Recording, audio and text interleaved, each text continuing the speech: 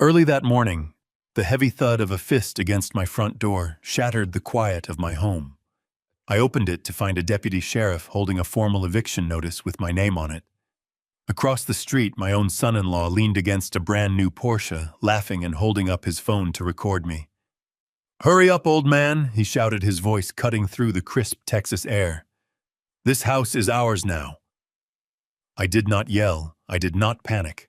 I calmly looked at the papers and asked the officer one single question. His face went instantly pale. Before I continue this story, let me know where you are watching from in the comments below. Hit like and subscribe if you have ever had to stand your ground against family who mistook your kindness for weakness. My name is Harrison Cole.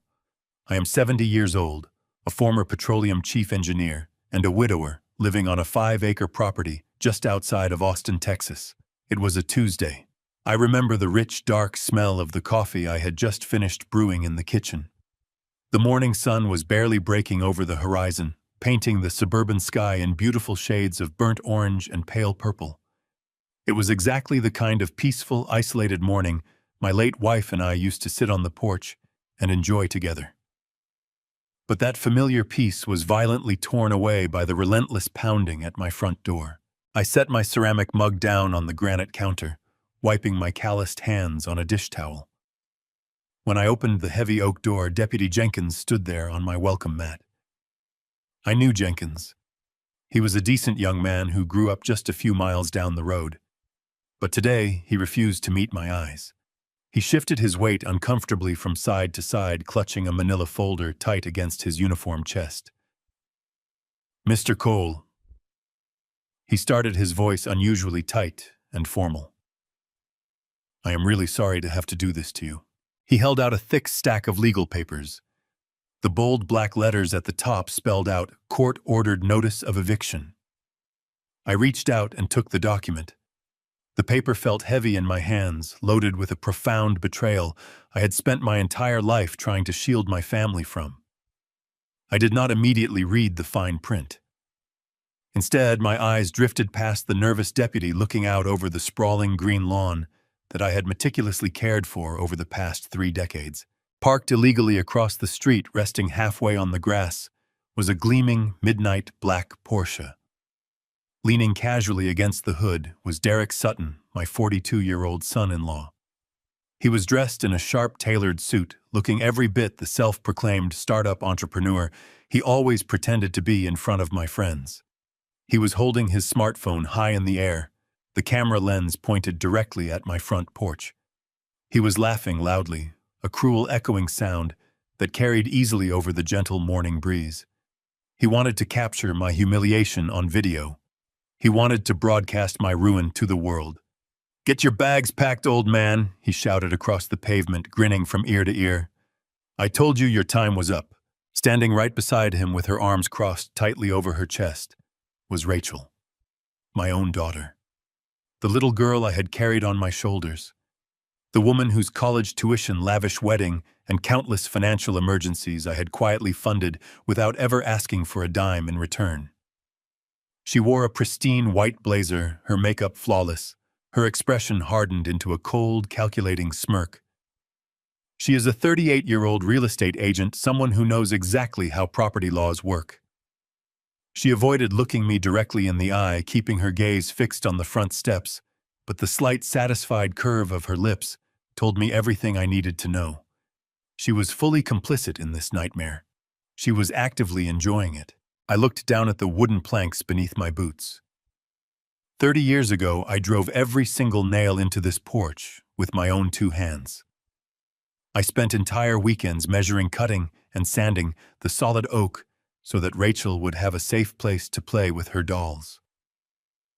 I built this house from the ground up to be a permanent fortress for my family. Now my own flesh and blood was waiting across the street for me to be dragged out of it by law enforcement, expecting me to leave with nothing but the clothes on my back and perhaps a single suitcase. They thought they had successfully backed an old, helpless man into a corner. They made a catastrophic miscalculation. I spent my entire professional career managing massive offshore oil rigs. I was a chief engineer responsible for billion-dollar operations in the middle of the unforgiving ocean. My daily job was to analyze incredibly complex structures, anticipate catastrophic failures, and mitigate lethal risks before they happened.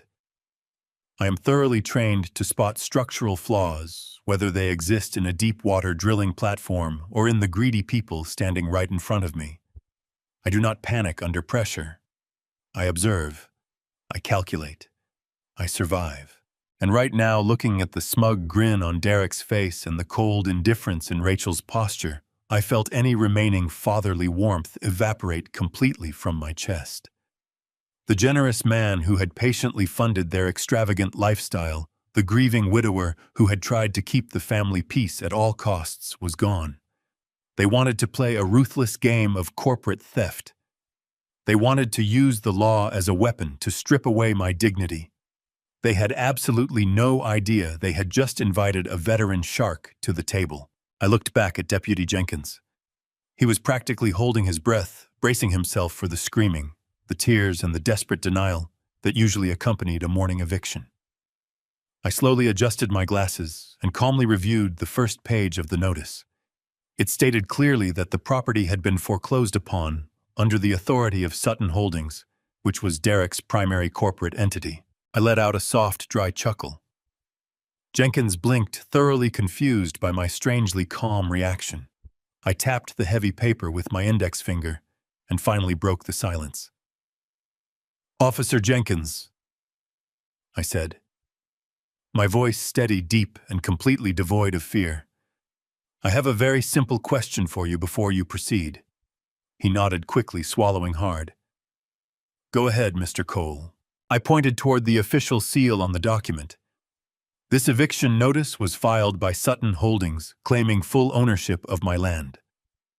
But are you aware that this entire 5-acre property was locked securely into an irrevocable blind trust back in 2018? Selling it, transferring it, or leveraging it is legally impossible for anyone, including myself. So I need you to tell me exactly what forged, fraudulent document my son-in-law used to bypass a federal judge to get you standing on my porch today." Jenkins stopped breathing. The color drained from his face so fast, he looked like he might pass out right there on the wood. His hand drifted unconsciously away from his utility belt. He realized in a terrifying fraction of a second that he was not executing a routine property eviction.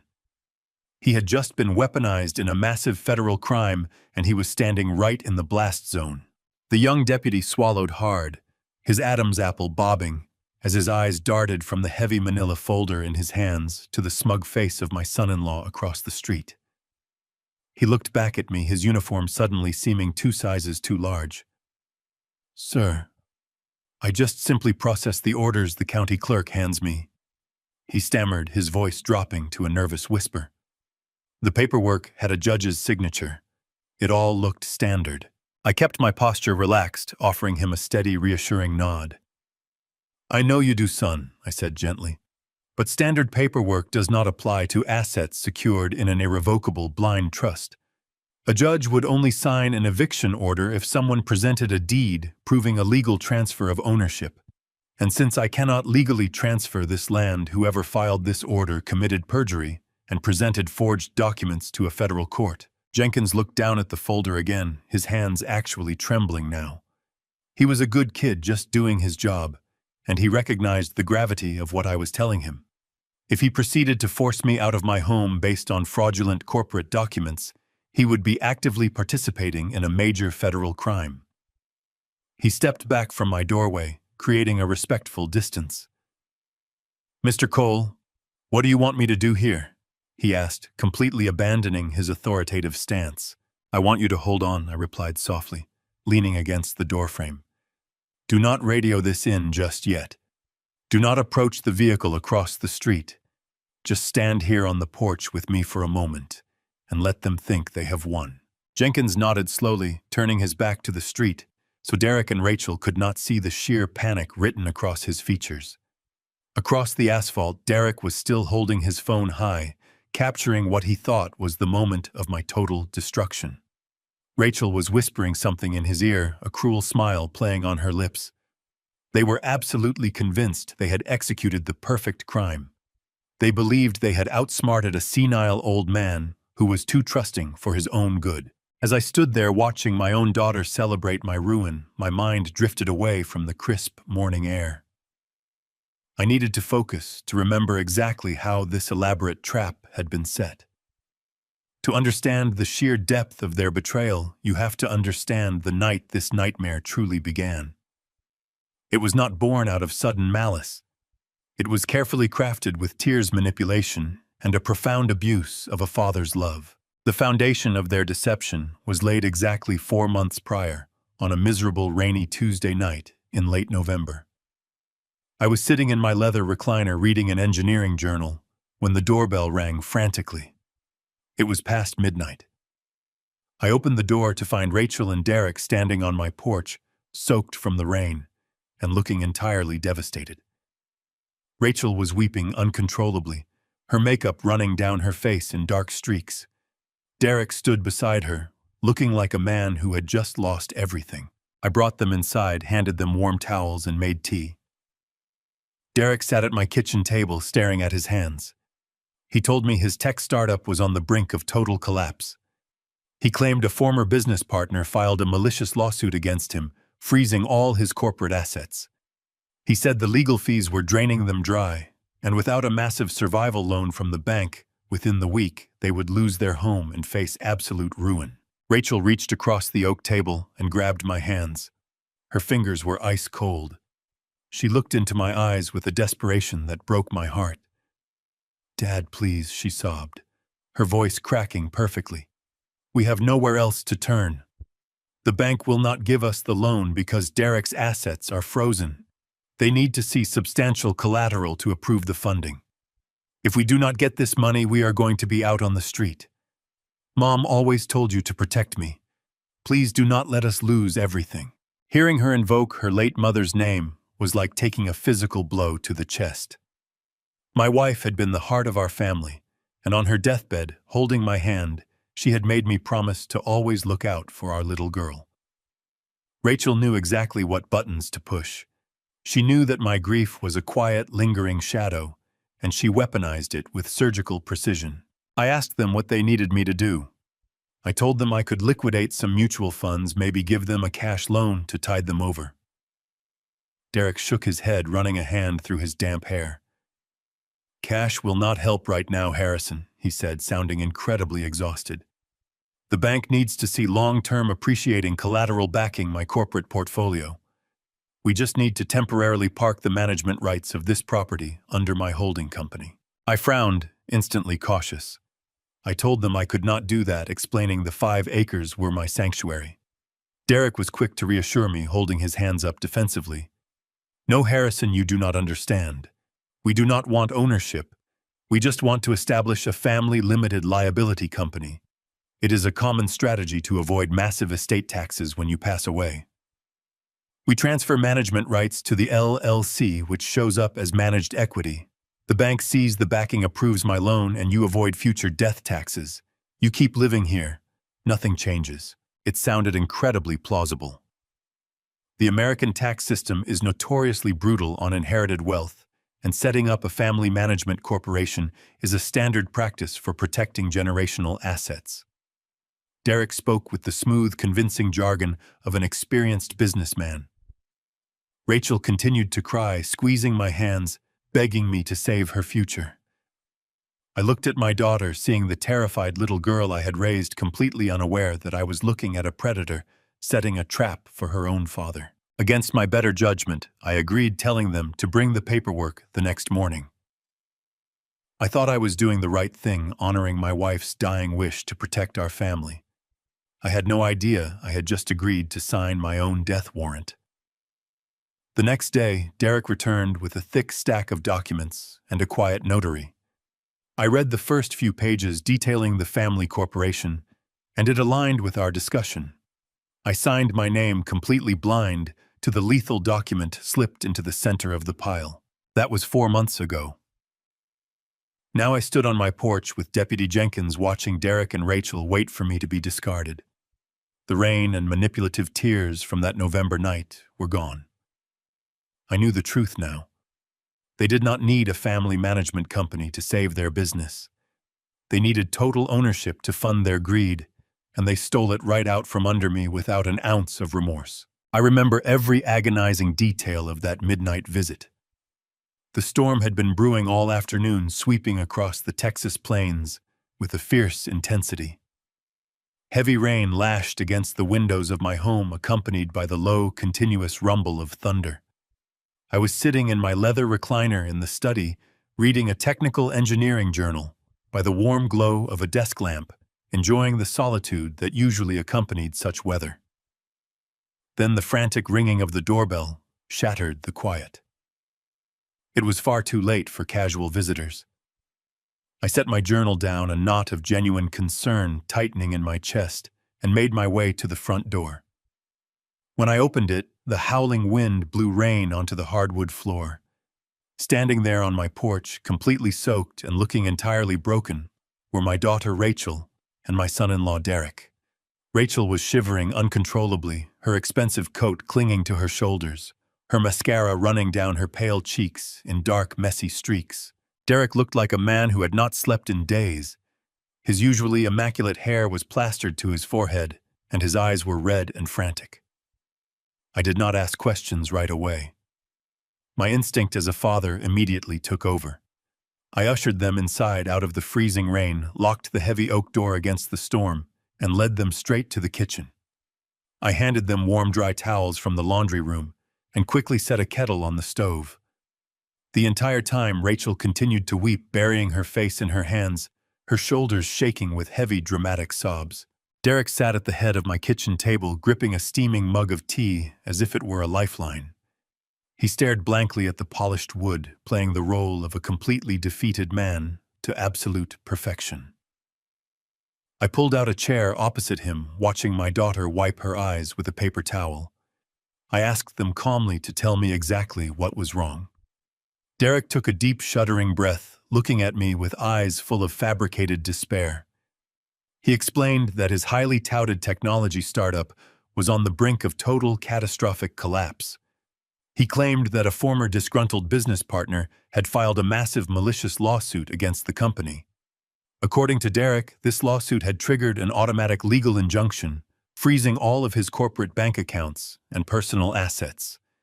He told me the legal fees to fight the injunction were bleeding them dry.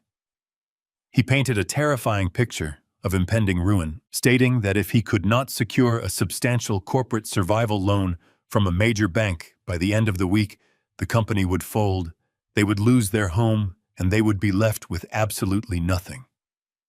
He sounded so incredibly convincing, using complex financial terms and projecting a vulnerability I had never seen in him before. I listened patiently, processing the information, just as I would analyze a failing pressure valve on an oil rig. But before I could formulate a logical solution, Rachel made her move. She reached across the wide oak table, her cold, damp fingers desperately clutching my hands. She looked deeply into my eyes, and the sheer terror on her face looked devastatingly real. "Dad, please," she sobbed, her voice cracking in the quiet kitchen. "We have absolutely nowhere else to turn. Every door has been slammed in our faces. The bank will not even look at us because Derek's assets are locked up in court. We are going to lose the house. We are going to be out on the street." Then she delivered the fatal blow, the psychological strike she knew would dismantle my logical defenses. "Mom always told you to protect me, Dad," she whispered, tears streaming freely down her face. "She made you promise to never let me fall. Please do not let us lose everything we have worked so hard for." Hearing her invoke her late mother's memory was like taking a physical blow straight to the chest. My beautiful wife had been the absolute heart and soul of our family. In her final days, holding my hand tightly in the sterile hospital room, she had looked at me with fading eyes and made me swear to always look out for our little girl. Rachel knew exactly how heavy that promise weighed on my heart. She knew my grief was a quiet, lingering shadow, and she weaponized it against me with surgical, ruthless precision. My protective instincts overwhelmed any lingering skepticism. I looked at my weeping daughter and the seemingly crushed man beside her. I told them to breathe, assuring them I would not let them lose their home. I offered to immediately liquidate a significant portion of my mutual funds. I told them I could write a personal check, a substantial cash loan, to tide them over until the malicious lawsuit was settled and their corporate accounts were unfrozen. But Derek quickly shook his head, running a nervous hand through his damp hair. "Cash will not solve the structural problem right now, Harrison," he said, sounding incredibly weary. "The bank examiners do not want a temporary cash injection. They need to see long-term appreciating collateral backing my corporate portfolio. They need a solid tangible asset on the books to approve the massive funding required to save the company." I frowned, my engineering mind immediately raising a red flag. I told them plainly that I could not offer my property as collateral, explaining that this 5-acre estate was my permanent sanctuary and the legacy I intended to leave behind. Derek was quick to reassure me, holding his hands up defensively in a gesture of complete submission. "No, Harrison. You misunderstand our intentions entirely," he insisted softly. "We do not want ownership of your home. We would never ask you to risk your sanctuary. We merely want to establish a family limited liability company, a very standard financial vehicle." He smoothly explained that we would just temporarily park the management rights of the property under his holding company. He leaned closer, his voice dropping into a tone of professional confidentiality. He claimed this was a common strategy designed to help me avoid massive estate taxes when I passed away. He explained that transferring the management rights to the new corporate entity would allow the property to show up as managed equity on his balance sheet. The bank would see the solid backing, approve his emergency loan, and I would simultaneously avoid future death taxes that could cripple my estate. "You keep living here exactly as you always have," he promised, looking me squarely in the eye. "Nothing changes for you, but you save our lives in the process." It sounded incredibly plausible. The American tax system is notoriously brutal on inherited wealth, and setting up a family management corporation is a widely accepted practice for protecting generational assets. He spoke with the smooth, convincing jargon of an experienced businessman, masking a deadly trap behind the illusion of fiscal responsibility and familial love. I simply did not see the sharp, poisonous hook hidden inside their desperate plea. The very next morning, the storm had passed, leaving behind a deceptively bright and clear Texas sky. I was standing at the kitchen counter pouring my first cup of black coffee when the heavy tires of Derek's leased SUV crunched onto my gravel driveway. He did not come alone. Accompanying him was a man he introduced as his corporate notary, a nervous, sweaty individual named Craig, who looked like he had not slept in a week. Craig wore an ill-fitting, cheap gray suit that smelled faintly of stale cigarette smoke and cheap cologne. He clutched a thick leather briefcase to his chest, as if it contained state secrets, his eyes darting around my home with an unsettling mix of curiosity and greed. Normally, my instincts would have flared at the sight of such an unprofessional character handling sensitive financial matters. In my years managing engineering contracts, I had dealt with top-tier legal professionals, men and women of impeccable bearing. But my mind was clouded by the raw, lingering image of my daughter weeping on my floor just hours prior.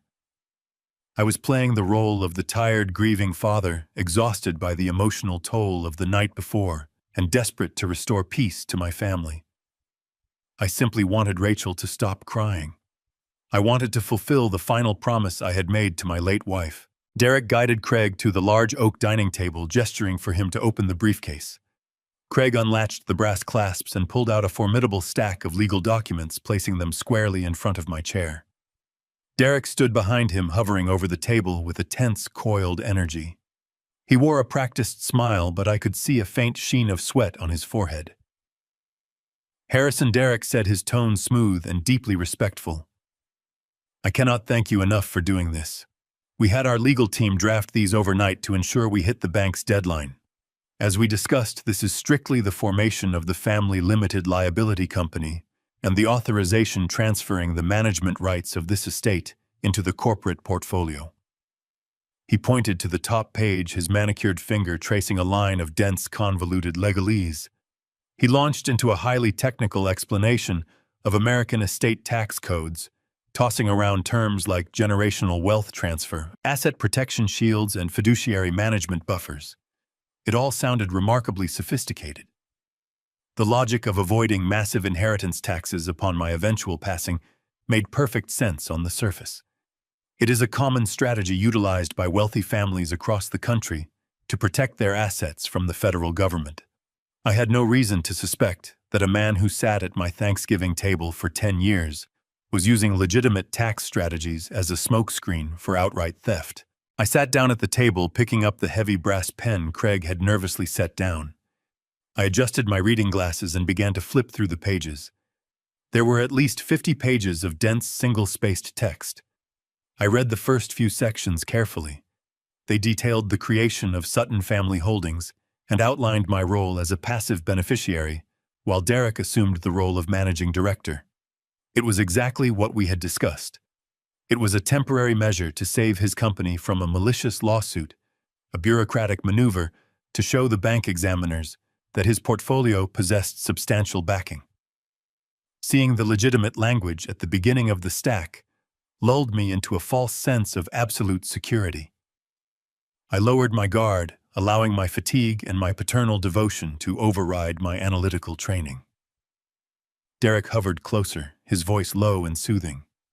Just initial the bottom of each page Harrison and sign where the yellow tabs are marked. It is mostly boilerplate language required by the state of Texas for the formation of the LLC. Craig leaned forward, opening his ink pad and preparing his official notary stamp. I began to sign. I initialed page after page of bureaucratic filler, the rhythm of the scratching pen filling the quiet kitchen. I thought about Rachel's desperate pleas. I thought about the promise I made to her mother. I believed with every fiber of my being that I was performing a noble, selfless act to rescue my child from financial ruin. I was completely, blissfully unaware of the lethal document slipped expertly into the exact middle of the stack. Buried between pages of meaningless corporate bylaws and tax indemnification clauses was a single devastating sheet of paper. It was a quitclaim deed. By signing that specific page, I was not transferring management rights. I was legally surrendering all ownership, all equity, and all rights to my 5-acre sanctuary directly to Derek's holding company. I was giving away the home I built with my own 2 hands, transferring a multi-million-dollar property to a predator without receiving a single penny in return. But I did not read that page. My eyes were tired, my heart was heavy, and I simply trusted my family. I signed my name exactly where the bright yellow sticky tab instructed me to, locking the trap shut around my own ankle. The moment my pen lifted from the final signature line, the atmosphere in the room shifted instantly. The thick, suffocating tension that had surrounded Derek completely vanished, replaced by a sudden chilling euphoria. He let out a long, heavy breath, practically snatching the stack of papers from the table before the ink was even fully dry. Craig immediately began stamping the documents with frantic speed, his hands moving efficiently to seal the betrayal. Derek reached out and grabbed my shoulder, squeezing it with an intensity that felt less like gratitude and more like violent triumph. "Harrison, you have saved us," he proclaimed, his voice ringing a little too loudly in the quiet house. "You have no idea what you have just done for our future. I will take these straight to the bank right now. We are going to be completely fine." He did not sit down to discuss his supposed legal battle. He packed the documents with incredible haste and rushed out the front door, leaving me standing alone in my kitchen. Later that afternoon, Rachel called me. The hysterical, trembling woman from the night before was entirely gone. Her voice was bright and remarkably untroubled. She thanked me, mentioning the bank pre-approved their loan and everything was back to normal. She sounded so completely fine that a tiny cold seed of doubt planted itself in the back of my mind. It was a fleeting thought, a whisper from my analytical brain warning me, human emotions do not recover from total devastation that quickly. But I brushed it aside, choosing to believe in the illusion of her happiness. I poured another cup of coffee and looked out the window at my sprawling green lawn, convinced that my home was safe and my family was secure. I had no idea that the ticking clock of my own destruction had just been activated. I wanted to rest, unaware that my sanctuary had just been legally stolen from under my feet. My absolute certainty of their betrayal did not arrive in a single dramatic flash of lightning. It crept onto my property exactly 2 weeks before Deputy Jenkins ever set foot on my porch, arriving in the form of a mundane bureaucratic intrusion on a perfectly clear Tuesday afternoon. The Texas sun was warm, beating down on the back of my neck as I knelt in the soft soil of my front garden. I was carefully pruning the antique rose bushes that my late wife had planted the very first spring we moved into this house. Gardening had become my quiet meditation since she passed away, a way to keep my hands busy and my mind anchored to the physical world. I was dusting the dirt from my heavy canvas work gloves when a flash of neon yellow caught the corner of my eye. I stood up slowly, my joints aching with a familiar stiffness, and squinted against the bright afternoon glare. About 50 yards away, near the heavy iron gates that marked the western boundary of my 5-acre estate, stood a man I had never seen before. He was wearing a bright, high-visibility construction vest over a plaid shirt, a white hard hat, and heavy work boots. Beside him, planted firmly into the grass, was a bright yellow tripod, holding a sophisticated digital theodolite. He was peering through the optical lens, making careful sweeping adjustments to the leveling knobs and occasionally jotting down notes on a digital tablet strapped to his forearm. My initial thought was that he was a county surveyor. Occasionally, the city dispatched utility workers to check the public water lines or verify the municipal boundaries along the main road. I assumed he had simply wandered a few yards too far past the public easement and onto my private grass. I wiped the sweat from my brow, grabbed my wooden walking stick from the porch, and made my way across the sprawling lawn to offer him a polite correction. As I approached, the crunch of my boots on the dry grass alerted him to my presence.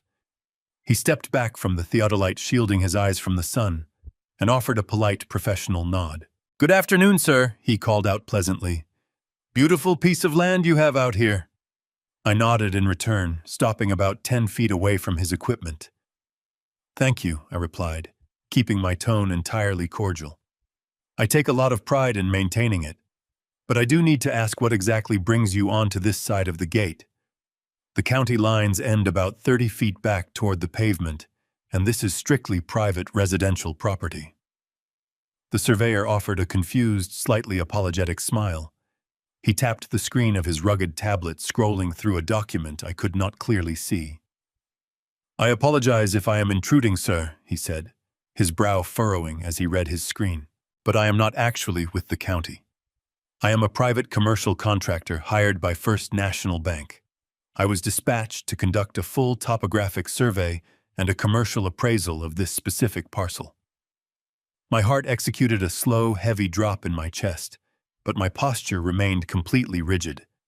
An engineer does not react to an anomaly by shouting. He gathers more data. "A commercial appraisal," I asked, keeping my voice steady, though a cold chill was beginning to radiate outward from my spine. "That does not make any sense at all. This is a private, single-family residential home. It has been for 30 years. There is absolutely no commercial business operating on this land, and there never will be." The surveyor looked from his tablet to my face, his expression shifting from mild confusion to profound discomfort. He clearly thought he was dealing with an eccentric, uninformed neighbor, or perhaps an elderly tenant who was out of the loop. "Sir, I am just an independent contractor executing a work order," he explained gently, almost as if speaking to a child. "But according to the bank files right here, this entire 5-acre plot is actively being evaluated for a massive commercial redevelopment project." I tightened my grip on my walking stick, feeling the polished wood press hard against my palm. "A redevelopment project," I echoed, my voice dropping an octave devoid of any warmth.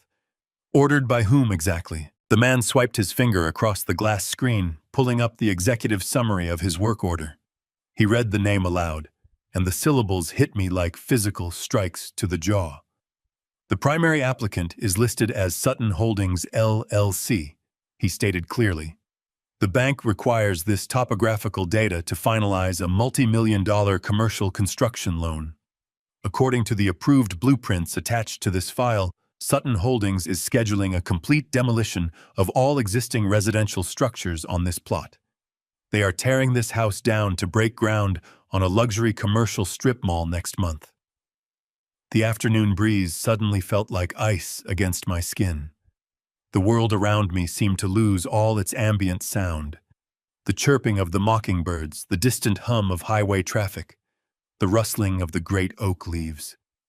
Everything faded into a muted, ringing silence. My mind, trained for decades to process complex, catastrophic failures, instantly began compiling this devastating new data. Sutton Holdings, LLC. Derek's company. The same company that was supposedly using my property's management rights merely as a passive shield to avoid future estate taxes. The same company that Rachel swore was only holding the paper to secure a modest survival loan to save them from bankruptcy. They had not asked for management rights to protect my legacy. They had systematically manipulated me into surrendering my home so they could bulldoze it into the dirt and pave it over for a massive commercial payout. The surveyor shifted uncomfortably, clearly unnerved by the prolonged, heavy silence. "Are you all right, sir?" he asked, taking a hesitant step forward. "Do you need me to call someone for you? Are you a tenant here?" His question snapped me back to the present reality. I looked at the digital theodolite, its lens pointing directly at the front door of the home where I had raised my daughter, the home where my wife had drawn her last breath.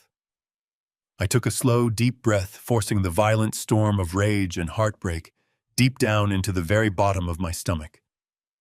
I locked it away behind a vault of iron self-control.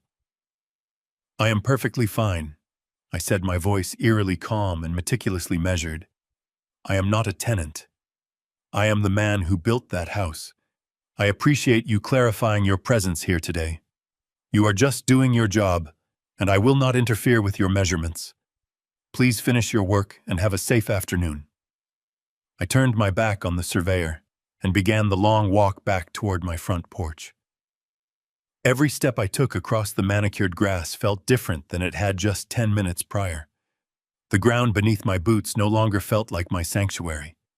It felt like a battlefield. I stepped onto the wooden planks of my front porch, my boots feeling heavier than they had just minutes ago. I did not sit down in my usual rocking chair. I bypassed the kitchen entirely and walked straight into my study. The air inside the house felt different now, tainted by the invisible threat looming right outside my windows. I calmly picked up my smartphone from the mahogany desk. My thumb hovered over Rachel's contact name. A part of me, the part that was still just a grieving father, desperately wanted to believe there had been a massive administrative error. But the other part, the analytical mind that had spent decades calculating pressure thresholds and stress fractures, knew better. I pressed the call button and pressed the phone to my ear. It rang 4 times before she finally picked up. When the line connected, I was immediately struck by the loud, chaotic background noise. It was not the sound of a bustling corporate office or a distressed startup headquarters fighting off bankruptcy. I heard the unmistakable clinking of crystal glasses, the bright, relaxed laughter of a wealthy crowd, and the smooth, muffled hum of a jazz instrumental playing over a high-end sound system. "Rachel," I said, keeping my voice perfectly level, "we need to talk. There is a man with a digital theodolite standing on the western edge of my lawn. He told me he is conducting a commercial topographic survey for Sutton Holdings." There was a brief pause on the other end of the line. I heard her cover the microphone for a fraction of a second, likely whispering something to Derek. When she spoke again, her tone was dripping with that condescending, overly patient sweetness that people reserve for young children or the senile.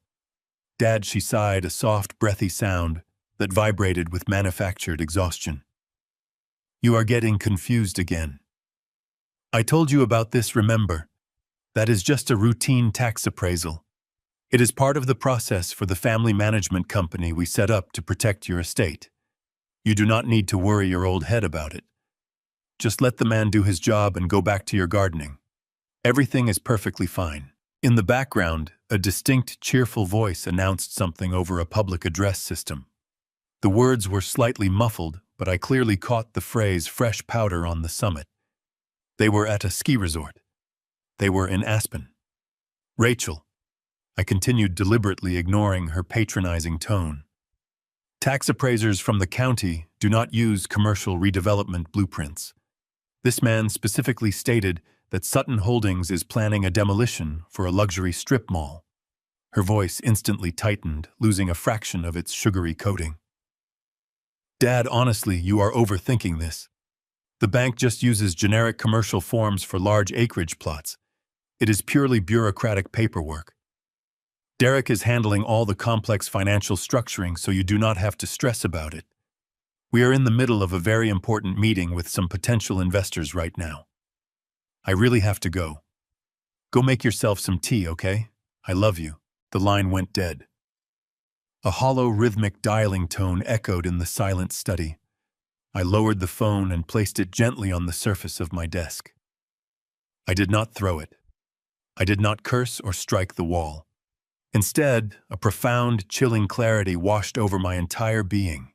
For 35 years, I worked as a petroleum chief engineer. My entire professional existence was dedicated to identifying anomalies. When you are managing a deep-water drilling rig, a single microscopic hairline fracture in a pressure valve can lead to a catastrophic explosion that costs billions of dollars and hundreds of human lives. You are trained to never ignore the data, no matter how much you wish the readings were wrong. You look at the math, you analyze the structural integrity, and you trust the evidence over the narrative. Standing in my quiet study, I applied that exact same rigorous methodology to my own daughter and son-in-law. I began to run the numbers in my head. Data point number 1. 4 months ago, Derek sat at my kitchen table and swore his technology company was being suffocated by a malicious lawsuit. He claimed his assets were frozen and bankruptcy was imminent. Data point number 2. Just 2 weeks ago, Derek pulled into my driveway to deliver my groceries driving a brand-new custom-ordered Porsche.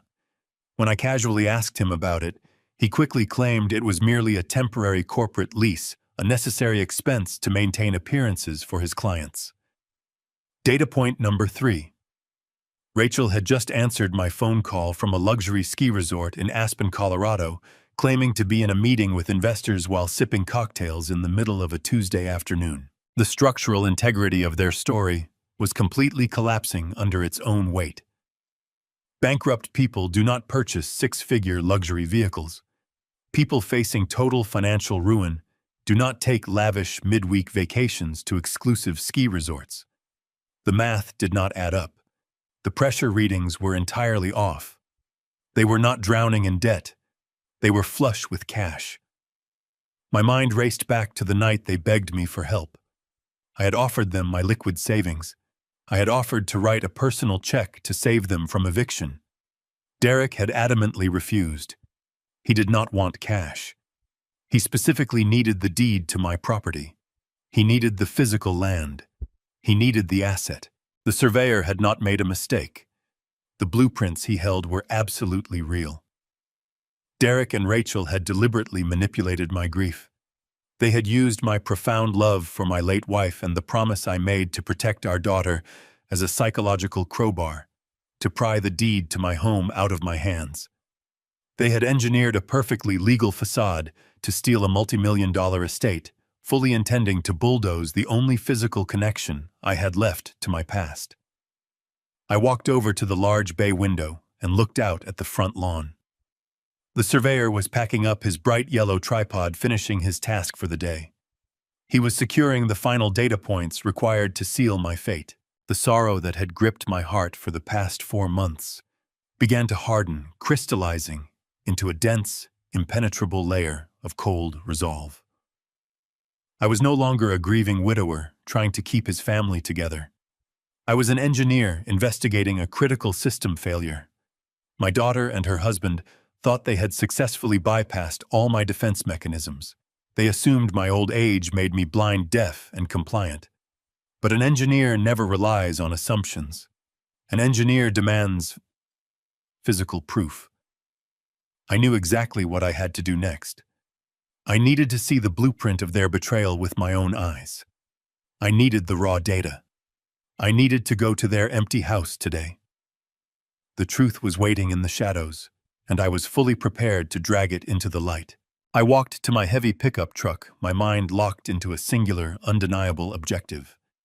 The drive from my rural property to Derek and Rachel's upscale rented townhouse took nearly 40 minutes. The closer I got to the affluent suburb, the more the anger solidified in my chest. I had brought along a stack of misdelivered mail that had arrived at my address a few days prior, a perfectly reasonable excuse for an unexpected fatherly visit. If they happened to be home, I would simply hand over the envelopes, smile warmly, and leave. But my instincts, honed by years of predicting the unpredictable, told me the house would be empty. Rachel had claimed to be in a meeting with investors, while background noise placed her firmly at a luxury ski resort. Derek was likely with her celebrating their impending wealth. I pulled into their immaculate tree-lined street and parked my truck 2 houses down. The neighborhood was painfully quiet, filled with manicured hedges and expensive vehicles. I grabbed the mail from the passenger seat, walked up their pristine concrete driveway, and pressed the glowing doorbell camera. I waited, counting the seconds in my head. I rang it a second time. The house remained completely silent. No footsteps, no shifting shadows behind the frosted glass door. They were definitely gone. I turned away from the door, my heart beating with a steady, rhythmic thud. I was about to cross a significant boundary, but they had already crossed the ultimate line by stealing my entire future. I stepped off the front porch and casually walked down the side path leading to their backyard alley. I moved with the slow, deliberate pace of a man who had every right to be there. Hidden behind a tall wooden privacy fence were 3 large municipal garbage bins. It was collection day tomorrow, and the bins were overflowing. In the corporate engineering world, when you suspect catastrophic malfeasance, you do not just ask the guilty party for a voluntary confession. You look for the discarded data. You audit the waste. I lifted the heavy plastic lid of the black recycling bin. Beneath a layer of empty imported wine bottles and expensive takeout containers, I spotted exactly what I was hoping to find. There were 2 tightly tied grocery bags filled with paper waste. I did not hesitate. I reached in, grabbed the bags by their plastic handles, and carried them quickly back to my truck. I tossed them onto the floorboard of the passenger side, climbed behind the steering wheel, and drove away without looking back. My hands gripped the leather wheel tightly as I navigated the winding suburban roads. I felt a strange sense of clarity washing over me.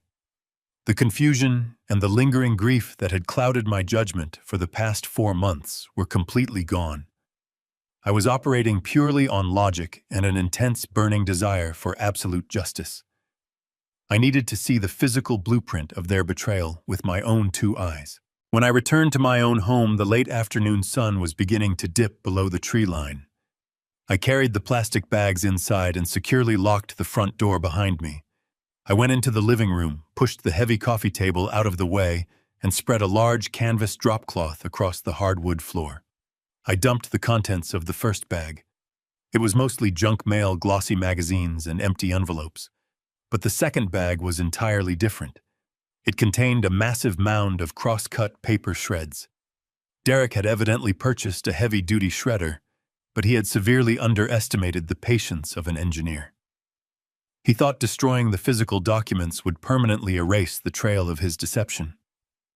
He did not realize that piecing together shattered fragments was what I had spent my entire career doing. I sat cross-legged on the floor, surrounded by thousands of tiny paper ribbons. I grabbed a roll of clear adhesive tape, a pair of sharp tweezers, and a bright desk lamp. I began the agonizingly slow process of sorting the shreds. I separated the pieces with blue ink from those with black. I isolated the tiny fragments with red corporate letterhead. Hour after hour passed in absolute silence. The sun disappeared entirely, leaving the quiet house bathed in the harsh artificial light of my lamp. My back ached, and my eyes burned relentlessly, but I absolutely refused to stop.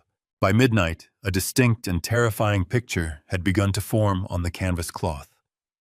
The first document I managed to assemble was an internal email chain between Derek and a major commercial real estate developer. The subject line was Project Sanctuary Acquisition. Reading those terrible words made my blood run completely cold. They had jokingly named the demolition project after the very word I used to describe my beloved home. The emails discussed the specific timeline for transferring the deed from the fake family management company into a newly created corporate holding account entirely controlled by Derek. But the most damning evidence was pieced together that near the center of the drop cloth. It was a massive multi-page financial prospectus, heavily detailed and legally binding. I carefully taped the final corner of the summary page into place and read the bold black text. The document clearly outlined a commercial development plan budgeted at exactly $3.5 million. It listed my exact residential address, my precise property lines, and my geographic coordinates. The proposal was to completely level the existing residential structures, clear the ancient oak trees, and pave a massive concrete parking lot. The primary anchor tenant listed on the second page was a high-end corporate retail chain. My home, my sanctuary, was not being managed to protect my estate from taxes. It was scheduled for total, irreversible demolition in exactly less than 30 days. I sat back on my heels staring at the taped-together documents until the black letters blurred together. The sheer, calculated cruelty of their plan was absolutely staggering. They had not acted out of desperation or financial panic. This was not a last-minute attempt to save a failing technology startup. This was a premeditated, highly orchestrated corporate heist. The emails I pieced together dated back over 8 months. They had been planning this long before that rainy Tuesday night when they showed up on my porch crying. Rachel's desperate tears, Derek's frantic pacing. The deliberate invoking of my dead wife's memory.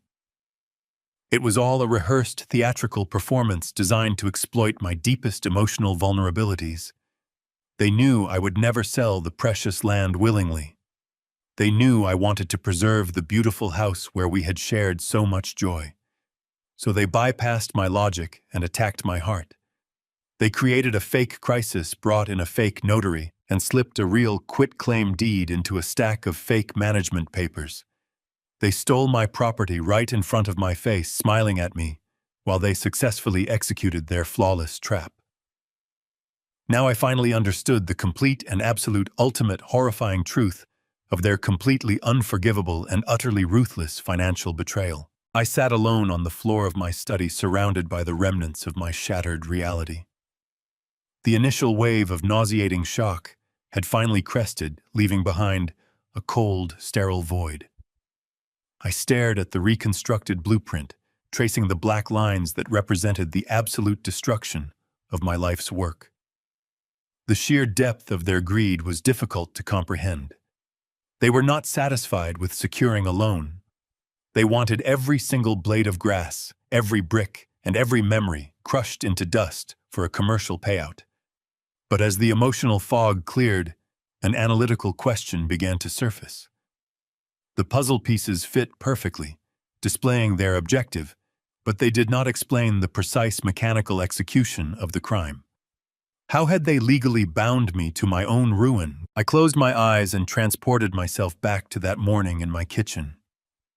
I replayed the entire interaction, analyzing every single variable, spoken word, and gesture. I visualized the stack of legal documents resting on my dining table. I remembered Derek hovering over my shoulder, his voice calm as he pointed to the bright yellow sticky tabs. I remembered Craig, the sweaty notary, clutching his stamp like a weapon. The architecture of their deception slowly revealed itself. The top pages of that massive stack were entirely legitimate. They detailed the formation of Sutton Family Holdings, filled with the standard boilerplate language we had discussed. I had read those initial pages, confirming they aligned with the narrative of a temporary management transfer to avoid estate taxes. By the time I reached the middle of the stack, my eyes were tired, and my heart was heavy with grief for my daughter's fabricated tears. I had stopped reading the fine print. I had simply trusted them. I moved my pen from one yellow tab to the next, initialing and signing wherever Derek instructed. That was the exact moment they executed the bait and switch. Buried deep within the mind-numbing corporate bylaws and tax indemnification clauses was the lethal quitclaim deed. It was a document designed to completely sever my ownership and instantly transfer the total legal title of my 5-acre estate directly into Derek's corporate holding account.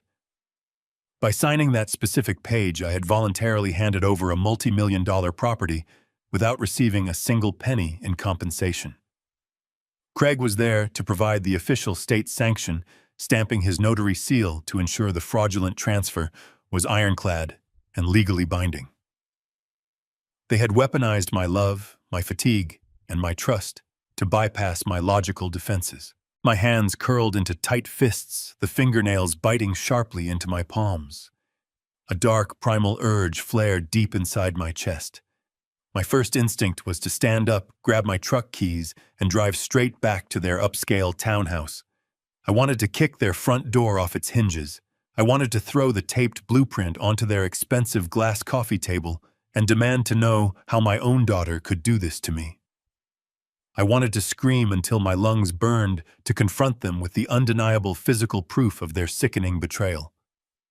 I wanted to watch the smug, arrogant smiles melt right off their faces as they realized their brilliant, foolproof plan had been entirely exposed.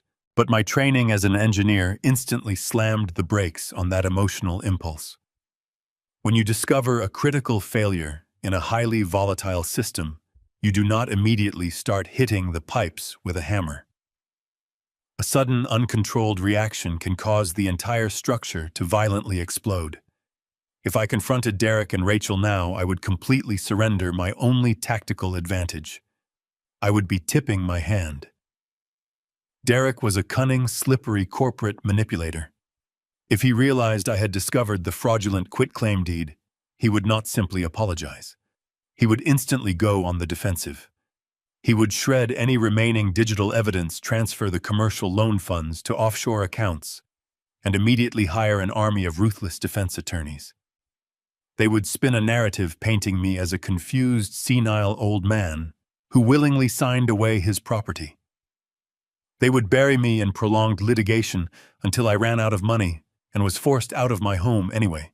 I took a slow, deep breath, consciously regulating my heart rate. The loving, trusting father who had desperately wanted to protect his little girl died right there on the study floor. That man was gone, buried beneath the shredded evidence of his daughter's profound greed.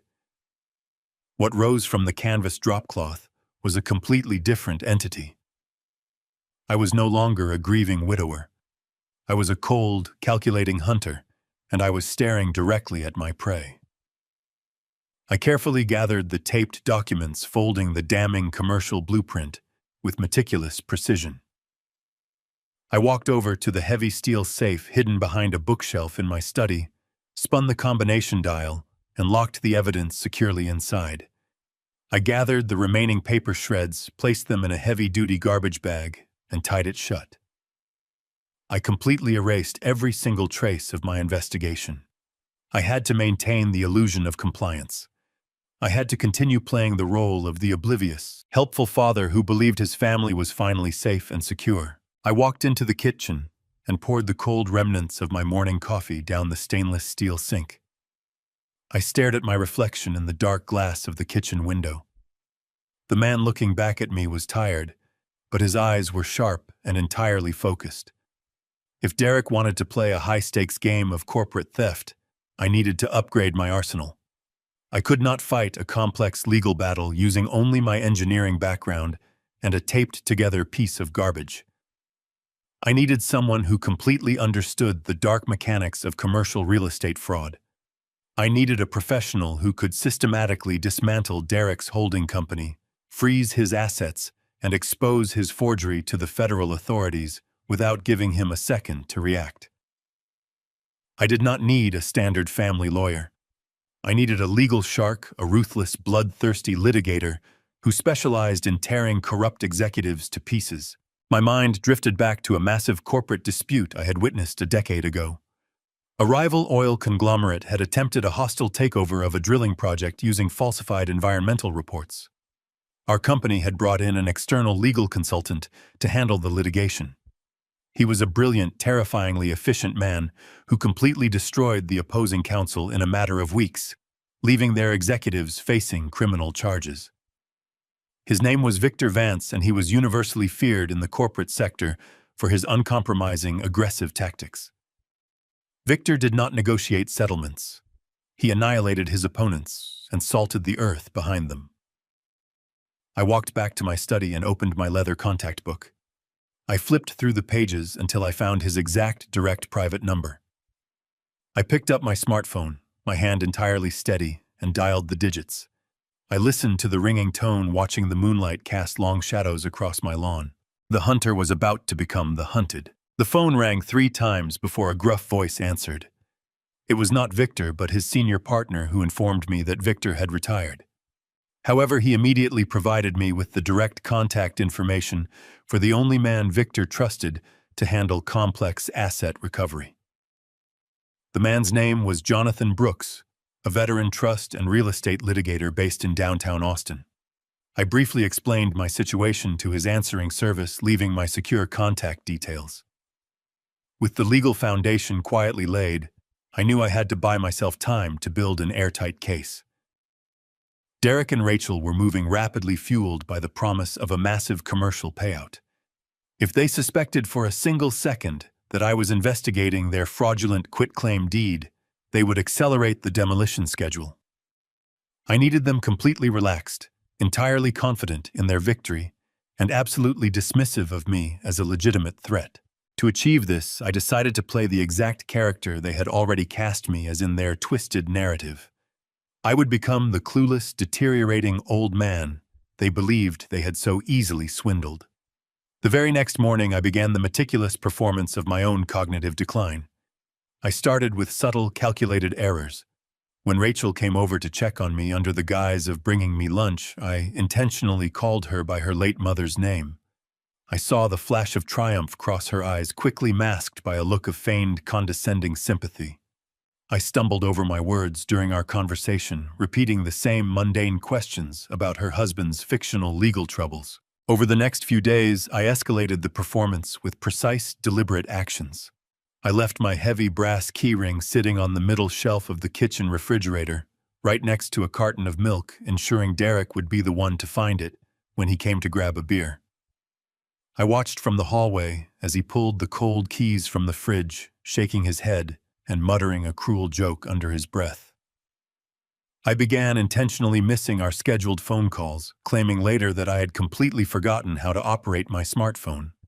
I even started complaining about a sudden, concerning deterioration in my heart condition.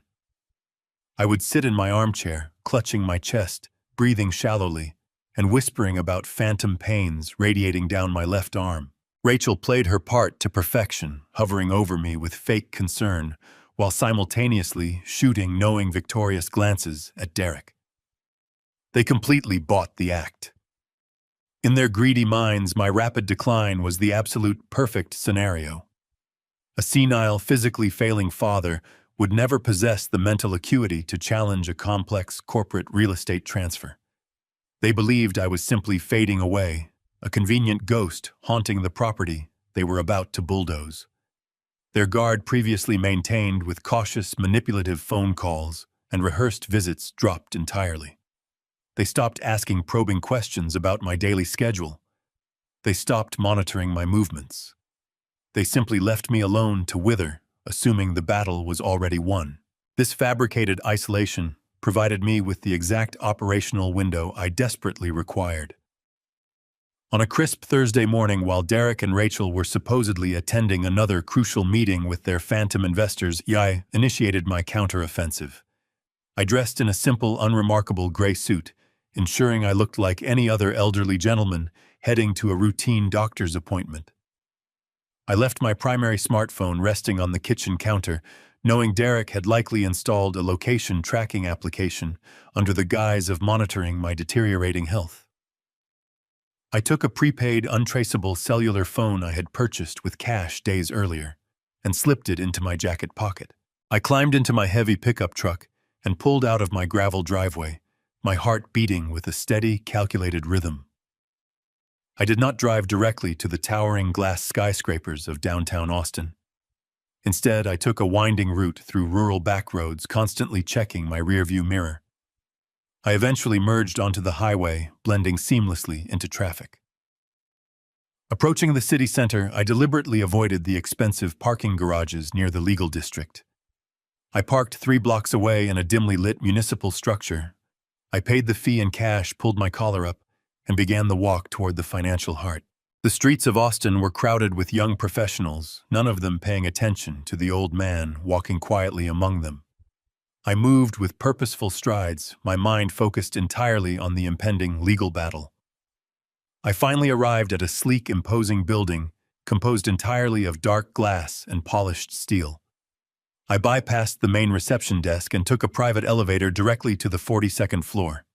The brass plaque beside the heavy oak doors read simply, "Jonathan Brooks, Corporate Litigation and Trust Recovery." I pushed the doors open and walked into a waiting room that exuded quiet, ruthless power.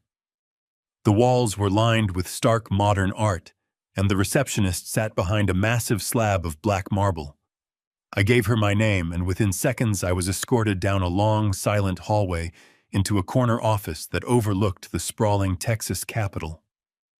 Standing behind an expansive, clutter-free desk was Jonathan Brooks. He was a tall, imposing man in his late 50s, with sharp, predatory eyes and a jawline carved from granite. He wore a custom-tailored navy suit that fit him like a layer of armor. He simply extended a firm hand and gestured toward a leather chair opposite his desk. "Mr. Cole," he said, his voice a low, commanding baritone that demanded instant respect. "Victor's former partner gave me a brief overview of your situation. He mentioned a fraudulent quitclaim deed and a multi-million-dollar commercial demolition project orchestrated by your own family." I took a seat, feeling the immense weight of the past 2 weeks finally begin to shift from my shoulders onto his capable desk.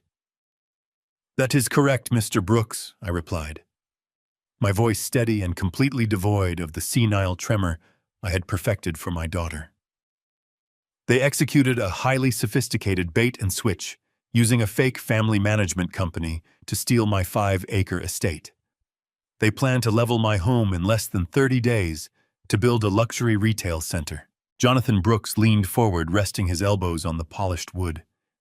His dark eyes analyzed me with cold, calculating precision. "Most men your age would be entirely broken by this betrayal," he observed quietly. "You do not look broken. You look like a man who is preparing to go to war." I reached into my pocket and pulled out a thick envelope containing the coordinates, the corporate registration numbers, and the pieced-together blueprints I had extracted from Derek's garbage.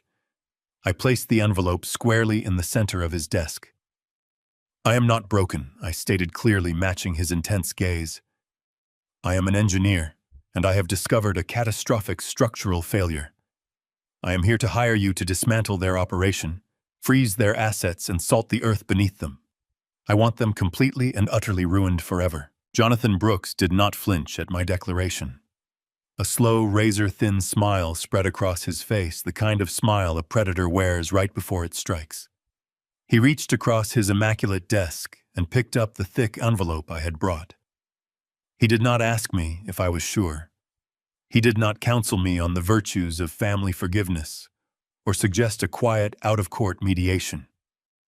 He simply pressed a button on his desk phone and summoned his paralegal team.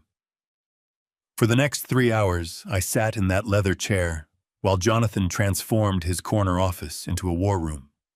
He mobilized forensic accountants, contacted title search agencies, and bypassed bureaucratic red tape with a terrifying practiced efficiency. He treated my pieced-together blueprints not as garbage but as a roadmap to a crime scene. I watched him work, sipping a glass of iced water, feeling the remaining traces of my paternal grief evaporate, replaced entirely by the cold, structural logic of impending justice. By late afternoon, the sun casting long golden shadows across the Austin skyline, Jonathan walked back into the room holding a stiff manila folder. He sat down heavily in his chair, his expression shifting into something remarkably grim. He opened the folder and slid a certified county-stamped document across the polished wood toward me. I knew exactly what it was before I even read the bold print at the top of the page. It was the quitclaim deed. Jonathan pointed a silver pen at the bottom right corner of the paper, tapping the glass surface of the desk for emphasis. They filed this with the county clerk exactly 1 day after they sat at your kitchen table, he explained, his voice devoid of any emotion. You were entirely correct about their methodology, Mr. Cole.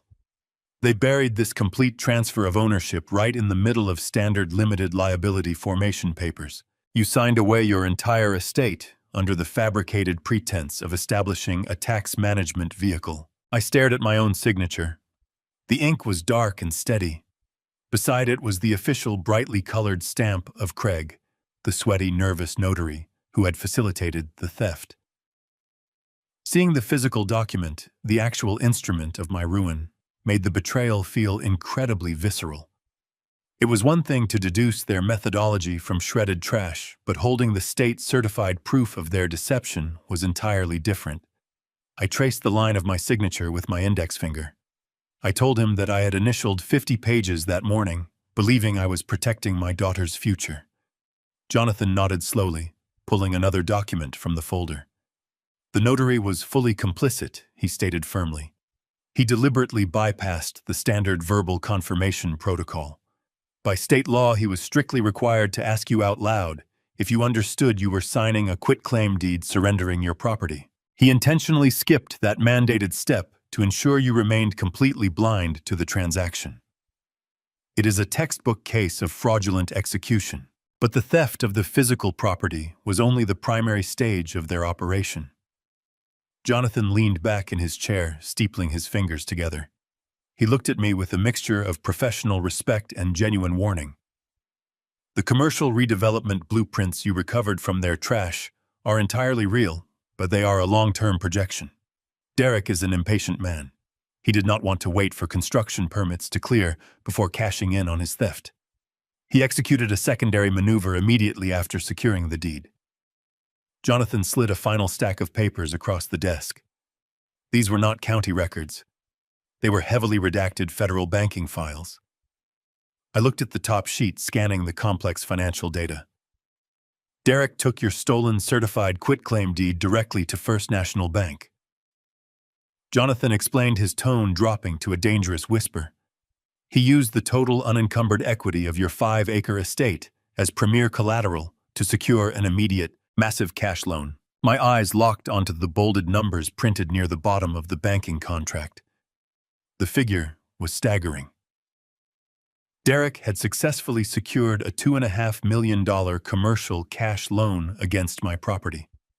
The money had been wired directly into an offshore corporate holding account controlled exclusively by Sutton Holdings.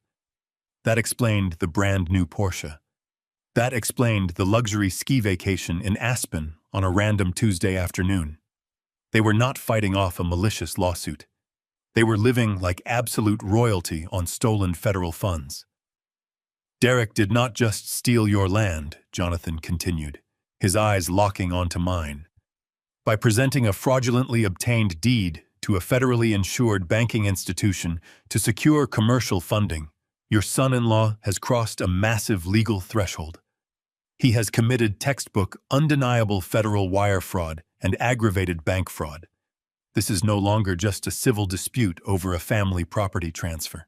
This is a severe federal crime carrying decades of mandatory prison time. The silence in the office was profound. I absorbed the magnitude of the data. My daughter and her husband had mortgaged my past to fund their immediate insatiable greed, and in doing so, they had handed me the exact weapon I needed to destroy them. If I simply sued them in civil court to reverse the deed, Derek would drag the process out for years, using the very funds he stole from me. But federal bank fraud was entirely different. The federal government does not negotiate with thieves who defraud their banking institutions. They freeze assets instantly. They deploy tactical agents. They crush the offenders with the full, merciless weight of the law. I looked at Jonathan, feeling a cold, calculating calm settle over my mind. My senile old man act had worked perfectly. They believed I was decaying in my recliner, utterly oblivious to the fact that I was actively arming a financial warhead directly beneath their feet. "Well, what is our precise tactical approach, Mr. Brooks?" I asked, my voice echoing clearly in the quiet room. "I do not want to merely scare them. I want the trap to snap shut so fast they do not even have time to blink." Jonathan smiled again, gathering the documents and tapping them neatly against his desk. "We build an impenetrable fortress of evidence," he replied smoothly. "We trace every single cent of that $2.5 million wire transfer. We document their luxury purchases to prove the funds were not used for legitimate corporate survival. We compile a dossier so absolutely devastating that the federal prosecutors will have no choice but to act immediately. And while we do that, you go back home. You continue to play the failing, confused father. You let them measure your lawn. You let them plan their shopping mall. You let them believe they are the smartest people in Texas. We will quietly let them continue to dig their own deep graves, right up until the precise moment we formally decide to finally bury them both permanently beneath the absolute crushing, inescapable weight of their own monumental greed and staggering, completely unforgivable, calculated betrayal." Jonathan Brooks stared down at the banking documents spread across his immaculate mahogany desk, his jaw set so tightly that a muscle pulsed visibly in his cheek. As a veteran attorney who had spent decades dismantling complex financial fraud, he was not easily shocked. Yet the sheer brazen audacity of Derek's maneuver had ignited a profound professional fury within him. He had just laid out the timeline of a perfectly executed multi-million-dollar heist, but his legal mind could not tolerate the thought of the stolen capital vanishing into the ether. He abruptly pushed his heavy leather chair back, the wheels gliding silently over the thick carpet, and reached for the secure landline phone resting on the corner of his desk. "Mr. Cole," Jonathan said, his voice dropping into a harsh, authoritative register that brooked no argument. "I appreciate the tactical patience of waiting, but we cannot allow $2.5 million of illicitly obtained federal funds to fully settle into a Caribbean tax haven. Once that money disperses through offshore shell accounts, recovering it becomes an international, jurisdictional nightmare. I have direct high-level contacts at the Federal Bureau of Investigation in their white-collar crimes division.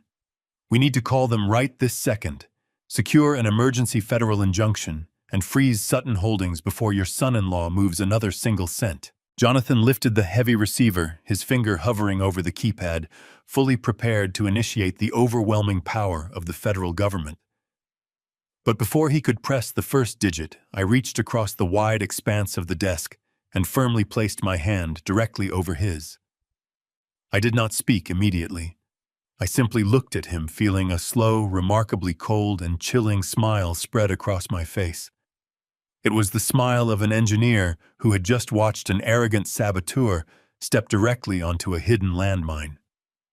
Jonathan paused, his eyes narrowing, as he read the absolute unshakable confidence radiating from my posture. He slowly lowered the telephone receiver back into its cradle, leaning forward with an expression of intense, guarded curiosity. "Jonathan," I said, my voice smooth and meticulously measured, completely devoid of the panic or desperation that typically accompanies such massive financial losses. "I do not want you to call the federal authorities just yet. I do not want to freeze his offshore accounts, and I certainly do not want to interrupt his euphoric celebration. In fact, I want Derek to feel entirely invincible. I want him to believe he has successfully executed the most brilliant financial crime in the history of Texas real estate." Jonathan frowned, folding his hands together on the desk. "With all due respect, Harrison, allowing a criminal to actively launder millions of dollars based on a forged quitclaim deed is an incredibly dangerous game. If we do not act immediately, he will drain the equity from your estate and leave you holding an empty, foreclosed bag." I shook my head slowly, keeping my chilling smile perfectly intact. "That is precisely where you are mistaken, my friend," I replied softly. Derek cannot drain the equity from my estate because Derek does not own my estate. And more importantly, neither do I. I watched as the veteran litigation lawyer processed my statement, his sharp eyes searching my face for any sign of confusion or senility. When he found none, I continued my explanation, laying out the structural mechanics of my hidden defense. I want you to go back into your county property records, Jonathan. I want you to look past the fraudulent quitclaim deed that Derek filed 2 weeks ago.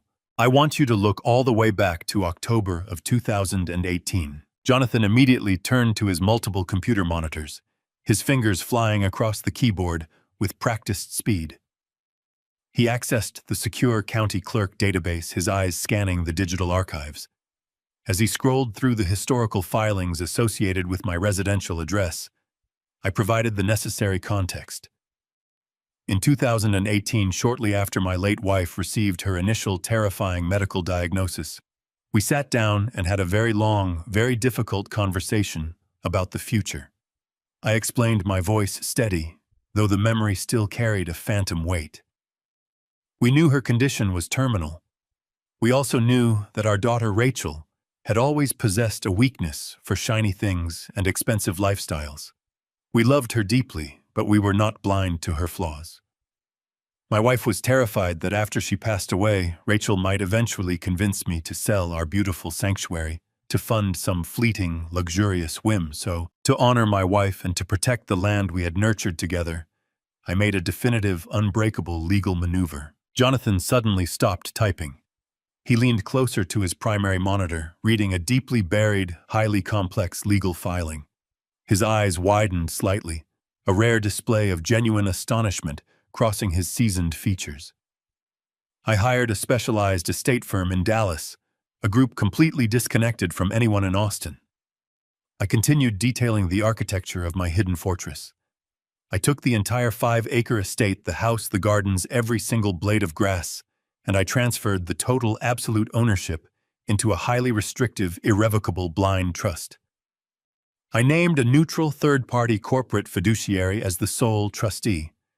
I am simply the designated occupant and the passive beneficiary. I have the legal right to live in that house until the day I die, but I do not possess the legal authority to sell it, leverage it, mortgage it, or transfer it. Jonathan slowly turned his gaze away from the computer screen and looked directly at me. The dawning comprehension on his face was a magnificent sight to behold. He realized exactly what I had done. He realized the sheer catastrophic magnitude of the trap Derek had blindly stumbled into. Therefore, I stated, bringing the hammer down on the final, inescapable truth. The signature I placed on that fraudulent quitclaim deed in my kitchen is legally worthless. It is a completely void instrument. I cannot give away an asset I do not legally own.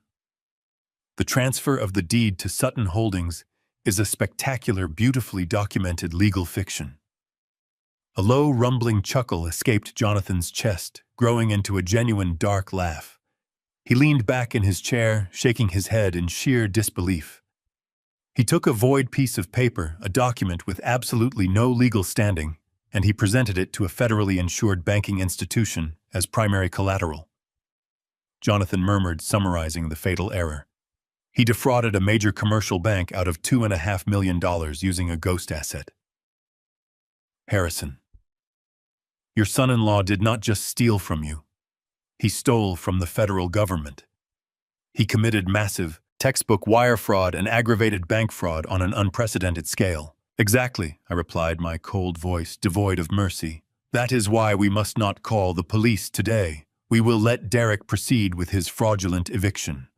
Once he presents that void deed to law enforcement, his criminal intent becomes absolutely undeniable. The FBI will then have an airtight federal case. I left Jonathan Brooks standing in his corner office overlooking the Austin skyline, his legal machinery quietly humming into motion.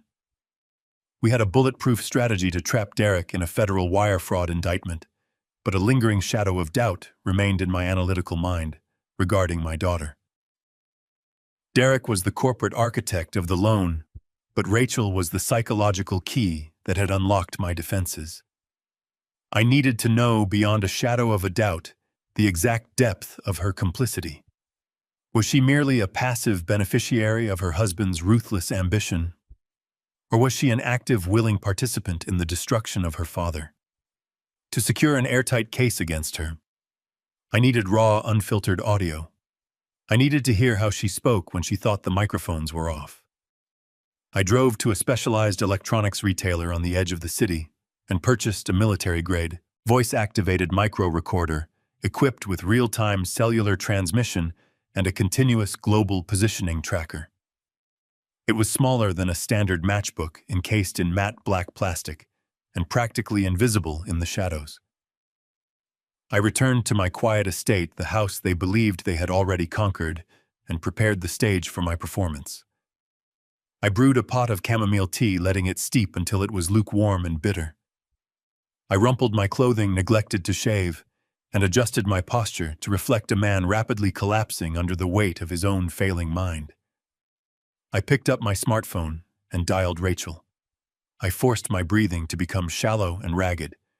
I let my voice waver, injecting a note of pathetic, desperate confusion. "Rachel." I wheezed, pausing to cough weakly. "I am having a terrible day. I cannot find the property tax files and my chest feels incredibly tight. Could you please come over and have some tea with your old father?" She hesitated for a fraction of a second, likely weighing the inconvenience against the necessity of maintaining her loving daughter facade. "Of course, Dad," she replied, her voice dripping with manufactured sugary sweetness. "I will be right there. Just sit down and rest." She arrived less than an hour later. Through the front window, I watched her step out of her vehicle, carrying an oversized, impeccably crafted black Prada handbag. It was a brand new limited edition piece that cost more than I used to earn in 2 months of hard labor. It was a tangible leather-bound monument to the federal bank fraud they had just committed. I shuffled slowly to the front door, my hands trembling deliberately as I fumbled with the brass deadbolt. When I finally pulled the door open, she greeted me with a tight, practiced smile. Her eyes scanned my disheveled appearance, and I saw a fleeting, unmistakable glint of supreme satisfaction. She completely believed the illusion. She genuinely thought my cognitive and physical decline was accelerating precisely on her demolition schedule. I led her into the kitchen, my steps painfully slow and unsteady. I poured the tea purposely, allowing my shaking wrist to spill a small puddle of the amber liquid onto the granite countertop. "Oh, look what I have done," I muttered, dropping my head in feigned embarrassment. "My hands just do not work the way they used to." "I am so sorry, Rachel." She sighed, a soft sound of profound irritation, and placed her luxurious Prada bag carefully onto the center of the kitchen island, safely away from the spilled tea. "It is fine, Dad," she said, grabbing a paper towel and aggressively wiping the counter. "Just sit down before you hurt yourself." I sank into one of the wooden kitchen chairs, resting my hands on my knees. We sat in silence for a few minutes. I rambled incoherently about the weather, deliberately losing my train of thought mid-sentence. Rachel checked her diamond-encrusted wristwatch 3 times in less than 5 minutes. She was growing incredibly impatient, anxious to return to her stolen wealth. "Dad, I really need to use the restroom," she announced abruptly, standing up and smoothing the front of her designer blouse. "I will be right back, and then I have to go. Derek is waiting for me to finalize some dinner reservations." She turned and walked rapidly down the hallway toward the guest bathroom. I remained perfectly still, listening as the heavy wooden door clicked shut. A moment later, I heard the muffled, unmistakable sound of her voice. She had answered a phone call. I moved from my chair with the silent, fluid grace of a man 30 years younger. I crept down the hallway, pressing my ear against the painted wood of the bathroom door. She was speaking to Derek. "I am leaving in 5 minutes," she hissed, her voice vibrating with intense disgust. "I cannot stand being in this house much longer. It literally reeks of stale medicine and the smell of old people. He is completely losing his mind, Derek. He spilled tea all over himself like a toddler. We do not even need to worry about him challenging the eviction. He will probably be in a nursing home before the bulldozers even arrive." Her cruel, callous words were the final nail in the coffin of my paternal mercy. The absolute confirmation of her active malice extinguished any lingering doubt. She was not a victim. She was a predator. I stepped away from the door and moved silently back into the kitchen. I approached the kitchen island and stood over the open Prada handbag. I reached into my pocket and retrieved the matte black micro-recorder. I slipped my fingers deep into the luxurious interior of the designer purse, locating a small zippered cosmetic pocket nestled in the dark silk lining. With surgical precision, I dropped the tiny device into the very bottom of the concealed compartment and zipped it securely shut. It was completely undetectable. I was back in my wooden chair, staring blankly at my cold cup of tea by the time she emerged from the hallway. Rachel grabbed her purse, offered a final hollow promise to call me tomorrow, and practically sprinted out the front door. I watched her vehicle disappear down the street, carrying my digital spy directly into the heart of their criminal operation. Hours later, the dark Texas night had fully enveloped my isolated rural estate. I sat entirely alone in the deep, undisturbed shadows of my quiet study. The only source of illumination was the steady, glowing green light of the audio receiver, resting squarely on my polished mahogany desk. I slowly poured myself a single measure of expensive, aged bourbon. I took a slow, deliberate sip, feeling the familiar warm burn travel down my throat. I leaned back in my worn leather chair, closed my eyes for a brief moment, and gently turned the volume dial upward. The crisp, flawlessly clear audio of Derek and Rachel laughing gleefully, celebrating their monumental corporate theft, immediately filled the dark room. Every single vicious word they spoke was permanently recorded, providing me with the exact, undeniable ammunition I needed to guarantee they would both spend the next 2 decades locked inside a federal prison. The memory of that dark study and the glowing green light vanished, replaced entirely by the harsh glare of the morning sun. I stood on the wooden planks of my front porch, the air thick with the humidity of a Texas summer. Standing directly in front of me, clutching a manila folder containing a fraudulent eviction notice, was Deputy Jenkins. He looked profoundly uncomfortable, shifting his weight from one booted foot to the other. He was a young officer, instructed to handle what he believed was a routine removal of a confused, senile old man who had simply lost track of his financial obligations. The neighborhood was completely silent, save for the obnoxious, rhythmic blaring of a car horn. I looked past the deputy toward the street.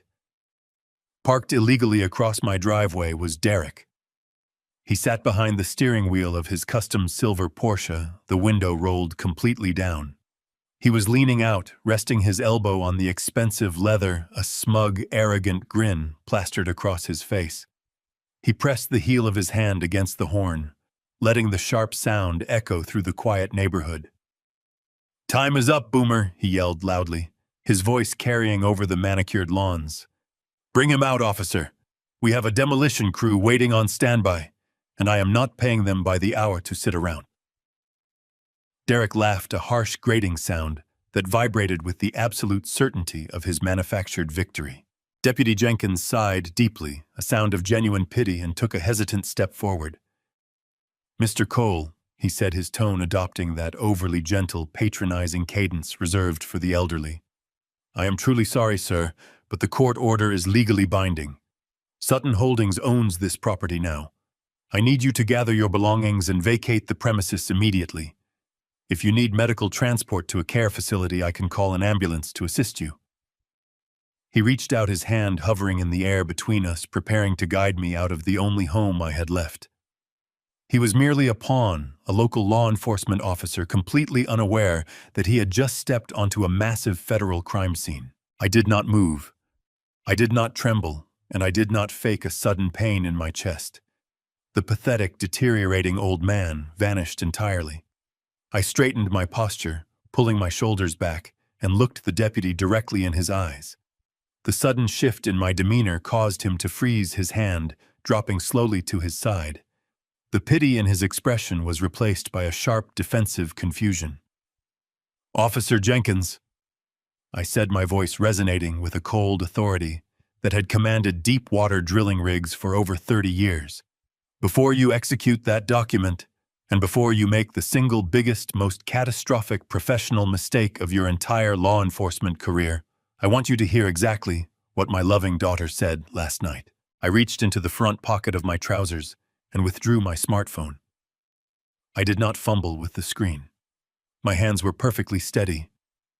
I tapped the glass once, accessing the secure audio file I had downloaded directly from the micro recorder hidden deep inside Rachel's designer purse.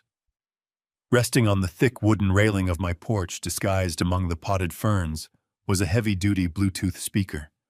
I had purchased it specifically for this exact moment. It was designed to project sound over the roar of heavy machinery. I engaged the wireless connection. The speaker chimed with a low bass tone, confirming the link. I looked across the street. Derek had stopped honking his horn, his arrogant smile faltering slightly as he noticed the sudden delay on the porch. I slid the volume bar on my phone display to the absolute maximum limit and pressed play. The pristine, flawlessly recorded audio erupted from the speaker, booming across the quiet suburban street like a thunderclap.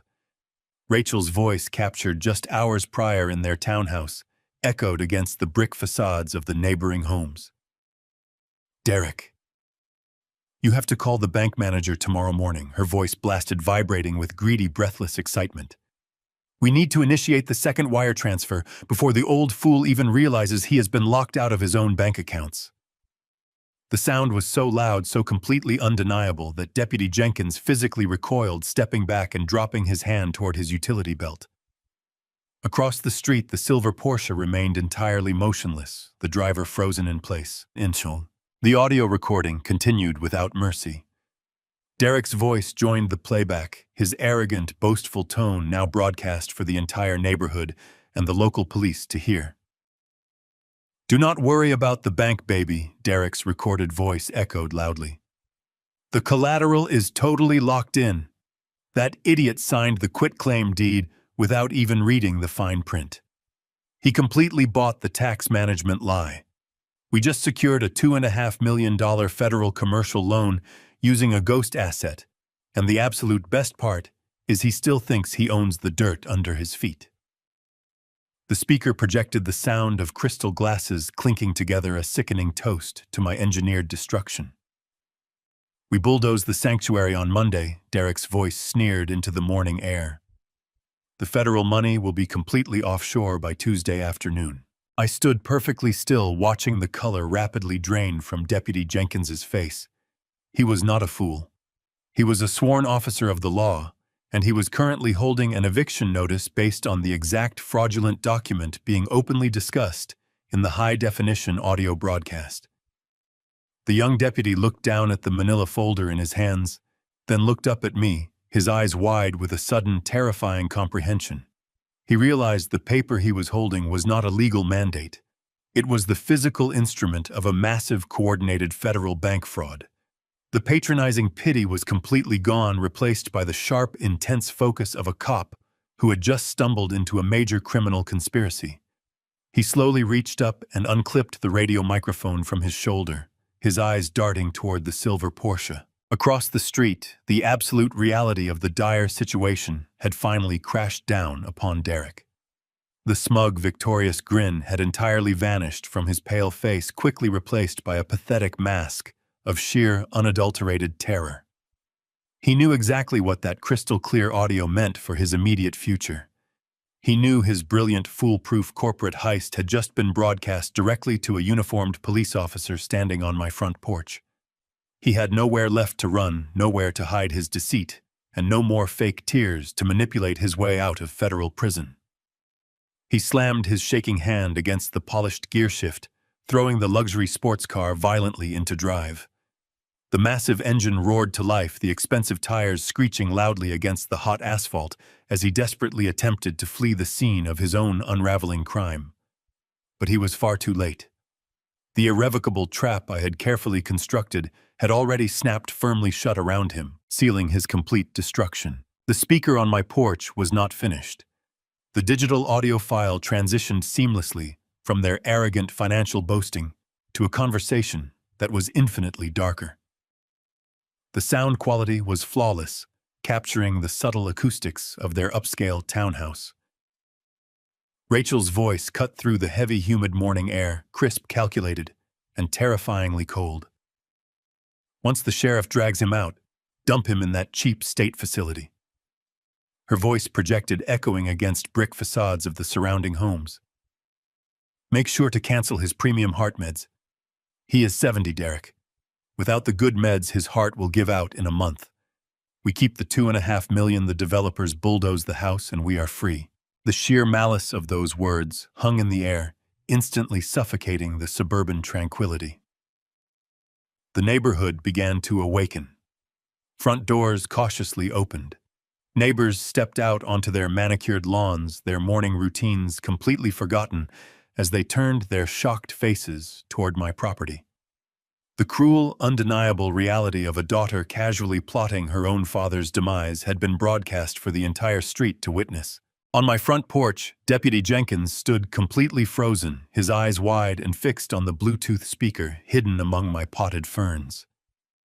The manila envelope containing the fraudulent eviction notice slipped from his loosened grip, the papers scattering across the wooden floorboards. He was no longer looking at a confused, senile old man resisting a legal property transfer. He was standing face to face with the intended victim of a highly premeditated, cold-blooded conspiracy to commit murder. The young officer swallowed hard, his Adam's apple bobbing, as the professional training took over his initial shock. He instinctively dropped his right hand to the heavy black radio resting on his tactical belt, his fingers gripping the plastic housing. He did not need to ask me for an explanation. The evidence had just spoken for itself. Across the street, the violent roar of the silver Porsche abruptly died. In his blind panic to throw the sports car into gear and flee the unraveling crime scene, Derek had severely miscalculated. His hand knocked against the large, insulated coffee cup resting in the center console. I watched with profound, cold satisfaction as the dark liquid splashed heavily across his lap and the pristine, expensive leather interior. He dropped the cup, entirely spilling the remaining contents over the passenger seat. But Derek did not attempt to clean the mess. He sat entirely paralyzed behind the steering wheel, his knuckles turning white as he gripped the leather, his eyes darting frantically toward the police officer standing on my porch. Rachel had just emerged from the passenger side of the vehicle. The arrogant, victorious smirk she had worn just moments prior was instantly, permanently erased. As her own recorded voice detailed the exact method she planned to use to end my life, her face drained of all color. Her perfectly applied makeup suddenly looked like a tragic mask. The sheer, suffocating terror of absolute exposure gripped her entirely. She raised a trembling hand to her mouth, her eyes wide and fixed on me. She knew the illusion was shattered. She knew that I knew everything. There were no more lies to spin, no more fake tears to shed, and no more manipulative performances left to execute. I looked down from the elevated vantage point of my porch, observing the complete and utter devastation of the two people who had intended to bury me. For months, they had treated me like a disposable nuisance, an expiring liability standing between them and a massive financial payout. They had weaponized my grief over my late wife. They had exploited my paternal love to steal my sanctuary. And when that was not enough, they had calmly negotiated the timeline of my physical death. Hearing those words spoken aloud, confirming the darkest, most unforgivable depths of their greed, should have broken my heart into 1,000 irreparable pieces. Instead, it solidified my resolve into impenetrable steel. I slowly stepped around the scattered eviction papers on the floorboards and walked to the edge of the wooden railing. I looked directly at Rachel. I did not raise my voice, and I did not display any anger. I offered her nothing but the hollow, empty stare of a man who had completely severed all emotional ties. The neighborhood was dead silent, save for the static crackle of Deputy Jenkins' shoulder radio as he prepared to call for immediate backup. The morning sun continued to rise, casting long, sharp shadows across the dew-covered grass, illuminating the precise moment the predator became the prey. "Officer," I said, keeping my gaze locked on my daughter, "I believe you now have sufficient probable cause to initiate an arrest for conspiracy to commit murder, alongside the federal wire fraud and aggravated bank fraud they have already executed using a forged quitclaim deed. Deputy Jenkins did not hesitate. He pressed the transmit button on his radio, his voice sharp, authoritative, and entirely stripped of its previous patronizing tone. "Dispatch, this is Unit 4. I need immediate backup at my current location. Priority 1. We have a confirmed 109 in progress. Suspect vehicle is a silver Porsche directly across from the target residence. Do not let that vehicle leave the perimeter." Derek frantically twisted the ignition key, desperate to restart the stalled sports car, but his hands were shaking so violently he could barely grip the metal. Rachel remained rooted to the concrete driveway, her knees buckling slightly as the distant rising wail of approaching police sirens cut through the morning air. The carefully constructed fortress of their corporate theft was collapsing down upon them in real time. They had believed their plan was foolproof. They had assumed my old age made me a compliant, easy target. They had entirely forgotten that an engineer spends his entire life anticipating structural failures and building irrevocable traps for those who attempt to bypass the established rules. The true beauty of the trap was not just the audio recording. It was the absolute futility of their initial crime. Even if they had somehow managed to escape the driveway, even if they had successfully evaded the local police and the impending federal indictments, they still owned absolutely nothing. The irrevocable blind trust I had established years ago meant the quitclaim deed they had so carefully forged was a useless piece of paper. The $2.5 million they had stolen from the federal bank was secured against a ghost asset. They had mortgaged their entire lives, their freedom, and their future for a property they could never legally possess. The demolition crew would never arrive. The luxury retail center would never be built. I watched as the first black and white patrol cruiser turned the corner, its emergency lights flashing brilliantly against the suburban homes. It accelerated rapidly, pulling at a sharp angle to completely block the silver Porsche from the street. 2 more cruisers arrived within seconds, boxing the vehicle in from all sides. Uniformed officers spilled out their hands, resting cautiously on their holstered weapons. Deputy Jenkins jogged down the steps of my porch, moving purposefully toward the driveway where Rachel stood paralyzed and Derek sat trapped in his ruined luxury car. I reached out and pressed the power button on the Bluetooth speaker, silencing the device. The air was now filled with the chaotic sounds of law enforcement taking absolute control. I turned my back on the flashing lights, the shouting officers, and the panicked tears of the woman who used to be my daughter. I walked into my quiet sanctuary and gently closed the solid oak door behind me, feeling the heavy peace of absolute justice settling over my home. I stood in the quiet hallway of my home for only a few seconds, the heavy oak door closed firmly behind me. The flashing red and blue lights pulsed through the frosted glass of the entryway, casting long, frantic shadows against the walls of my sanctuary. I had intended to let the authorities handle the rest, to wash my hands of the 2 people who had conspired to end my life. But the cold, calculating engineer inside my mind demanded a final, definitive closure. A system is not fully decommissioned until the final valve is turned and the pressure is permanently neutralized. I reached out, gripped the brass handle, and pulled the heavy door open once more. The humid Texas air washed over me as I stepped back onto the wooden planks of my front porch. Deputy Jenkins and 3 other heavily armed officers had already drawn their service weapons, their voices cutting through the morning humidity as they ordered Derek out of the silver Porsche. I walked down the 3 wooden steps, my boots making a slow, deliberate sound against the concrete walkway. I did not yell. I did not shed a single tear. My breathing was perfectly even, and my heart beat with the steady, unyielding rhythm of a man who had reclaimed his absolute sovereignty. I walked slowly across the asphalt of the street, parting the sea of flashing police cruisers with the quiet authority of a ghost returning from the grave. The neighborhood was entirely captivated by the unfolding spectacle. People stood on their manicured lawns wrapped in mourning robes, watching in stunned silence as the wealthy, arrogant couple from the city was systematically dismantled. Derek was pressed hard against the hood of his ruined luxury car, his hands secured behind his back in heavy steel cuffs. His face was pressed against the hot metal, his eyes wide and darting frantically like a trapped animal. He was sweating profusely, the dark coffee stains blending into the expensive fabric of his tailored trousers. But I did not look at Derek. My gaze was fixed entirely on Rachel. She was standing near the edge of the driveway, trembling so violently that her knees threatened to completely buckle beneath her. A female officer stood closely beside her, maintaining a firm grip on her upper arm to prevent her from collapsing onto the concrete. Rachel looked at me, her eyes wide, pleading silently, begging for the merciful, forgiving father she had exploited for years.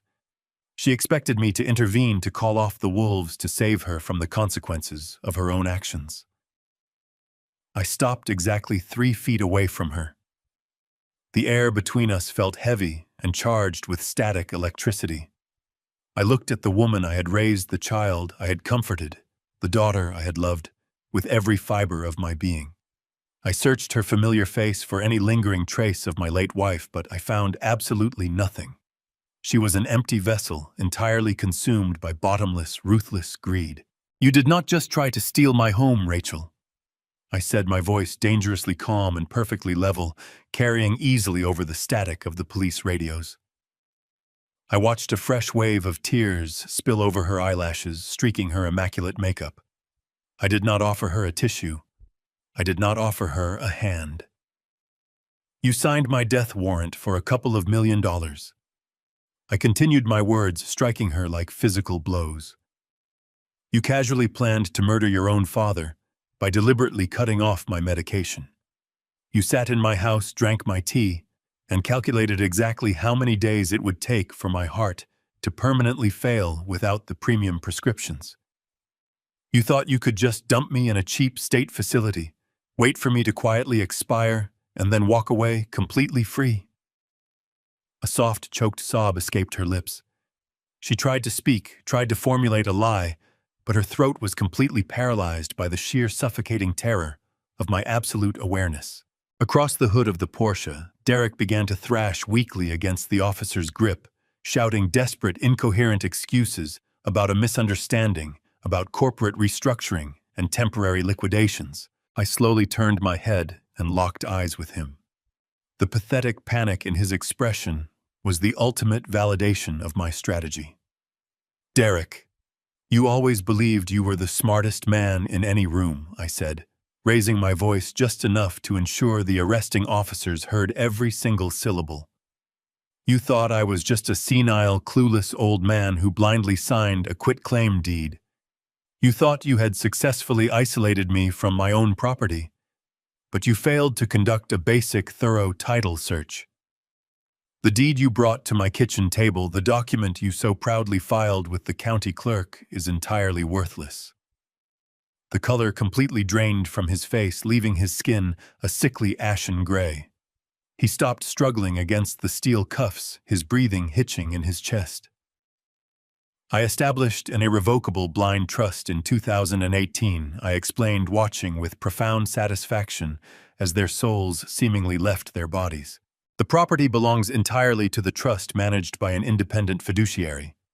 My personal signature carries absolutely no legal weight to authorize a transfer of ownership. I cannot give away an asset I do not legally possess. The deed you filed is a phantom piece of paper."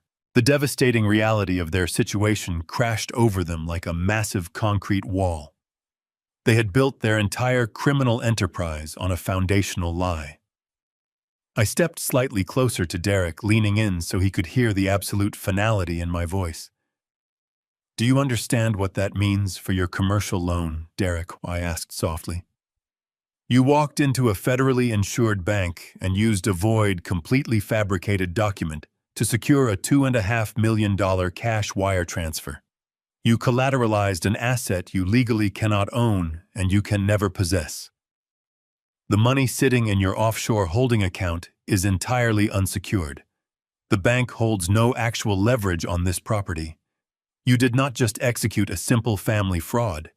You just committed massive, undeniable federal wire fraud and aggravated bank fraud, The crushing finality of my words hung heavily in the humid morning air. Derek's legs finally gave out, his knees buckling as he slumped against the side of the police cruiser, held upright only by the firm grip of the arresting officers. Rachel buried her face in her hands, releasing a loud, agonizing wail of pure, unadulterated despair.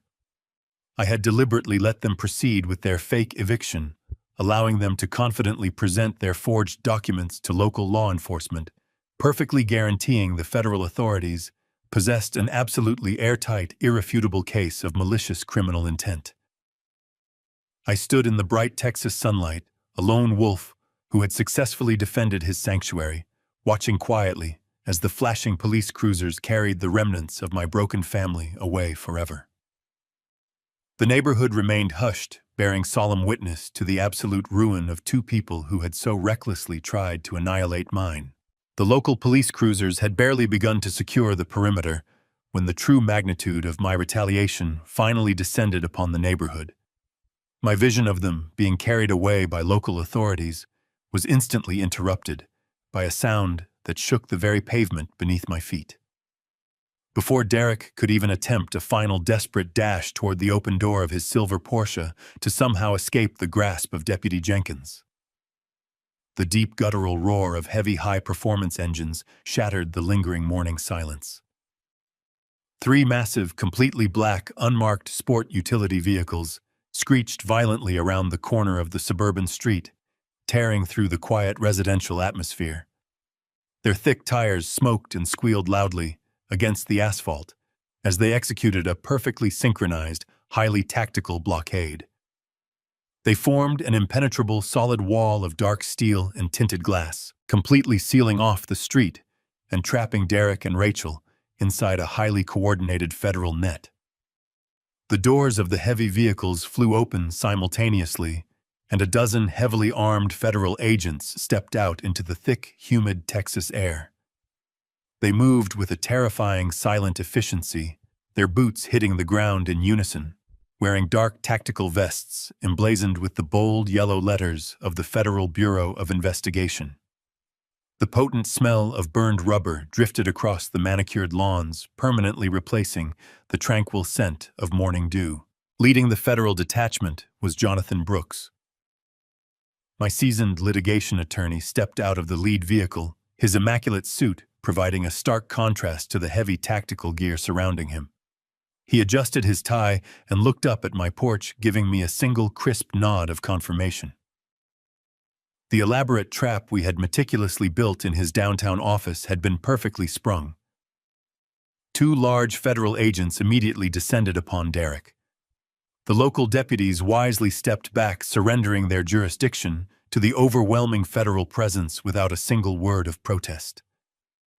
Derek let out a pathetic, high-pitched sound of pure panic as the agents grabbed him firmly by the shoulders. He desperately tried to squirm his expensive Italian loafers, slipping wildly on the wet concrete where his spilled coffee had pooled. He was roughly spun around and slammed forcefully against the hood of his own silver Porsche. The heavy impact violently dented the pristine, customized metal, serving as a fitting, poetic metaphor for the sudden destruction of his carefully curated life. Derek Sutton, you are under arrest for conspiracy to commit massive federal bank fraud, aggravated wire fraud, and the attempted extortion of a federally insured financial institution. The lead agent announced, his voice booming with absolute unyielding authority as he began reciting the Miranda warnings. The cold metallic click of heavy federal handcuffs snapping tightly shut around Derek's wrists echoed clearly across the silent neighborhood. Derek pressed his cheek against the hot metal of his ruined sports car, his eyes wide and completely vacant, finally processing the absolute certainty that his entire life was over. He was no longer a wealthy corporate executive holding a fraudulent deed. He was a federal inmate bound for a maximum security penitentiary. Rachel stood paralyzed on the edge of the driveway, witnessing the complete and total annihilation of her husband and her stolen future. The federal agents did not ignore her involvement in the conspiracy. A tall, stern female agent approached her, producing a second pair of heavy steel handcuffs from her tactical belt. The shiny sight of the restraining devices finally broke through Rachel's profound state of shock. The cold, calculating predator, who had callously discussed my demise just hours prior, completely vanished. She collapsed entirely, her knees hitting the rough, hard asphalt with a sickening thud that tore the fabric of her expensive designer trousers. The sheer, suffocating terror of her new, inescapable reality entirely consumed her. She began to sob hysterically, a raw, ugly sound that tore through her throat as she looked up at me standing firmly on the elevated porch. "Daddy, please!" she screamed, her voice cracking with wild, unrestrained desperation that echoed down the block, drawing the horrified stares of dozens of neighborhood residents. "Please, you have to stop them right now. Tell them it is a terrible mistake. I am your daughter. I am your little girl. Please do not let them take me away from my home." Her expensive makeup was a ruined, smeared mess across her pale face. She reached her trembling hands toward me, clutching at the empty air, begging for the paternal mercy she had so ruthlessly exploited and deliberately discarded. She expected the man who had loved her, the man who had protected her for her entire life, to somehow step down from the porch and permanently shield her from the devastating legal consequences of her own horrific actions. I did not take a single step off the wooden porch. I did not soften my rigid posture, and I absolutely did not offer her a single ounce of comfort or reassurance. I looked down at her from my reclaimed sanctuary, my face an absolute mask of zero emotion. The generous, loving father she had once known, the vulnerable older man she thought she could so easily manipulate and eventually murder in a state facility, was completely and permanently gone. I stared intensely into her pleading, terrified eyes, feeling nothing inside but a profound, chilling, and permanent emptiness. My little girl died the exact moment she decided my life was worth far less than a luxury vacation and a beachfront property. I said, my voice projecting across the manicured lawn, perfectly cold flat, and carrying the heavy, inescapable weight of an absolute final judgment. "Enjoy your new life in federal prison." The harsh words struck her with the devastating force of a physical blow. She gasped, her mouth falling open as the female agent firmly grabbed her arms and pulled them behind her back. The steel cuffs clicked into place, securing my daughter in the harsh, unforgiving grip of federal justice. I did not stay to watch the rest of the miserable spectacle unfold in my driveway. I turned my back on the flashing lights, the heavily armed agents, and the pathetic, echoing screams of the woman who had tried to bury me. I walked slowly across the wooden planks of my porch, my boots stepping over the scattered, worthless eviction papers that had blown across the floorboards like dead leaves. I reached out, grabbed the heavy brass handle of my front door, and stepped back into the quiet, cool sanctuary of my home. I pushed the solid oak door shut behind me, locking them out. The heavy click of the deadbolt echoed with a deep, satisfying finality. The chaotic noise of the street outside was instantly muted, replaced by the profound, comforting silence of a house that belonged entirely to me. I walked deliberately toward the comforting warmth of my private study, my footsteps steady and resolute, leaving the betrayal behind. I poured myself a final, generous measure of aged bourbon, raised the heavy crystal glass in a silent, solitary toast to the loving memory of my late wife, and finally tasted the sweet, burning flavor of absolute permanent victory. The taste of that aged bourbon marked the definitive end of my vulnerability and the beginning of a radically different chapter in my life. 6 months passed since that chaotic morning on my front porch, and the wheels of federal justice turned with a slow, grinding, and absolutely merciless efficiency.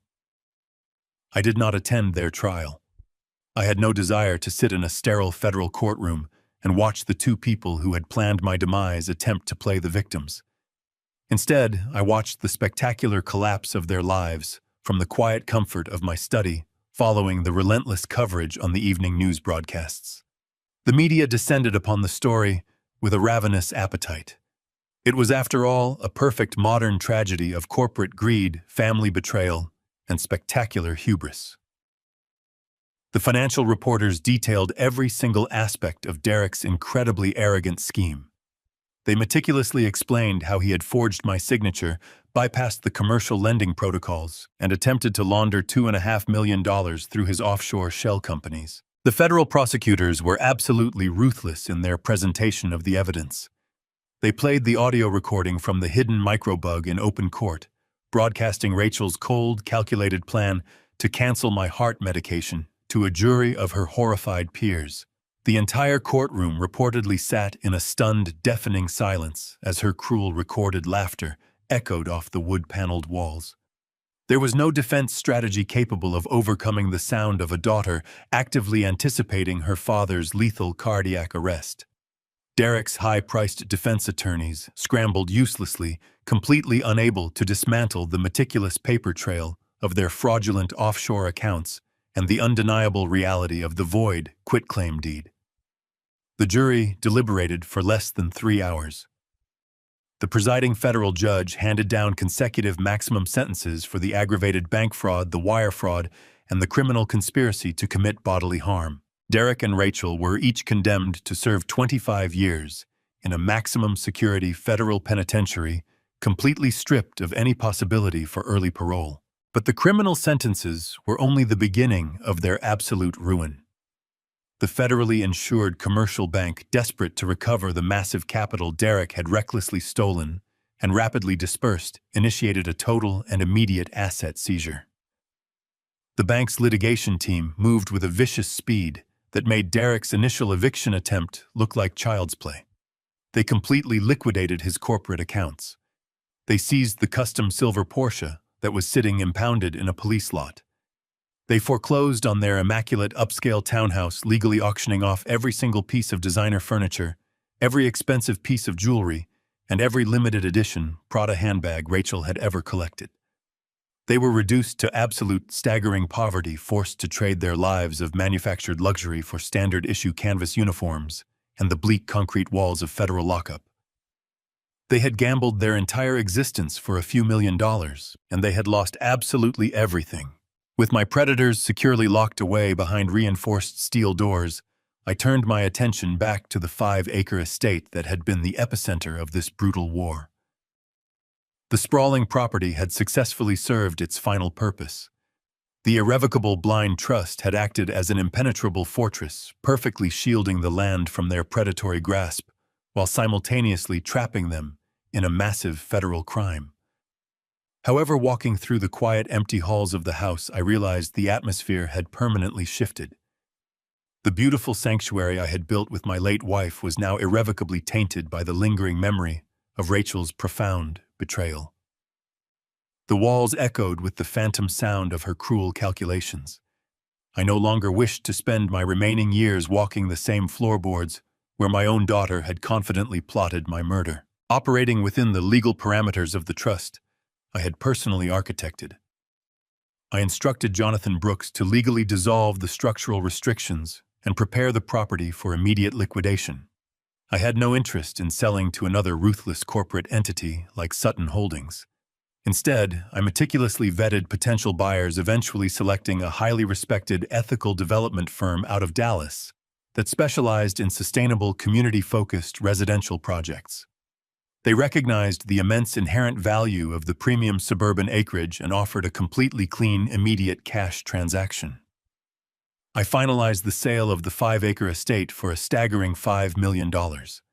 I signed the legitimate binding closing documents in Jonathan's downtown office, a stark poetic contrast to the fraudulent paperwork Derek had tried to force upon me in my kitchen. I took the substantial capital from the sale, combined it with my already comfortable retirement savings, and permanently turned my back on the state of Texas. I desired a complete geographical and psychological separation from the darkest chapter of my life.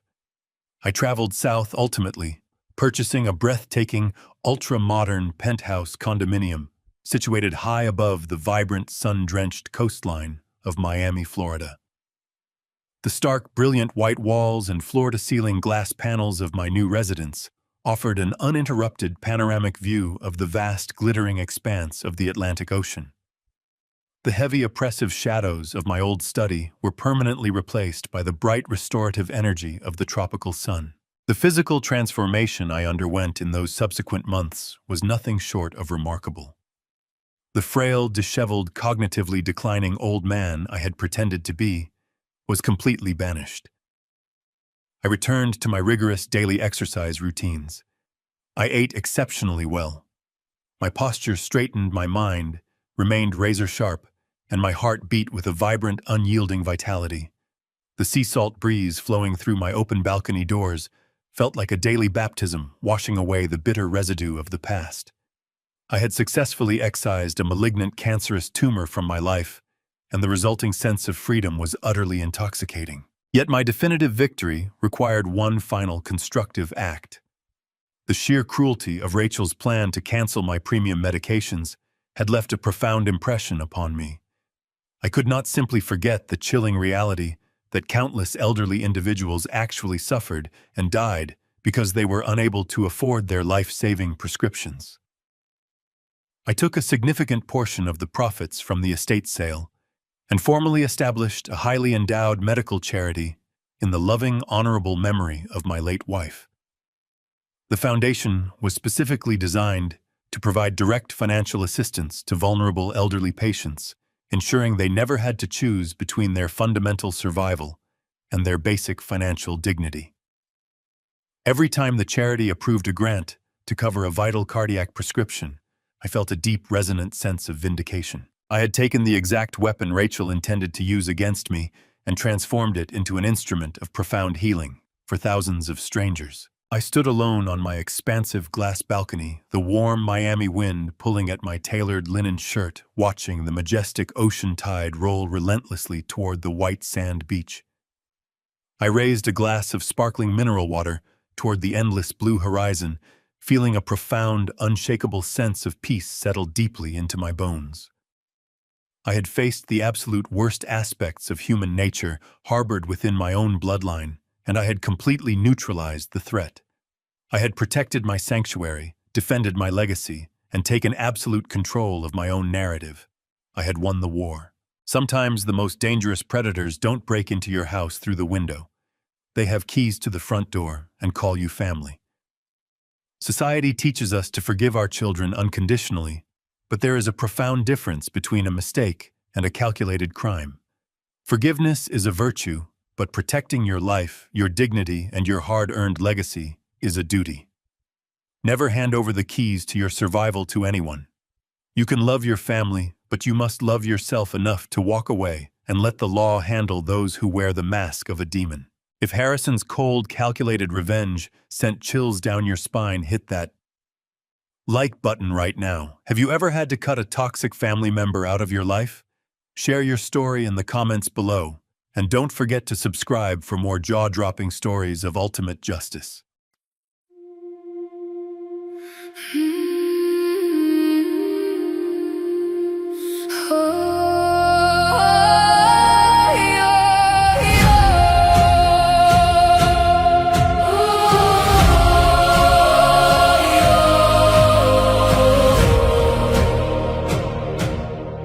I used to ride upon your shoulders, thinking you could touch the sky. Every road felt less uncertain when I saw the world through your eyes.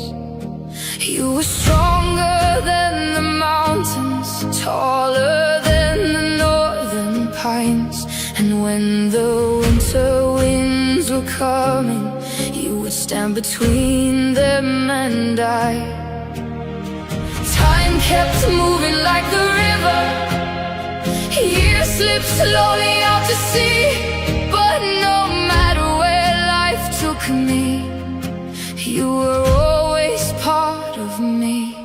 I am my father's daughter, in every step I take, in every time I choose to stand.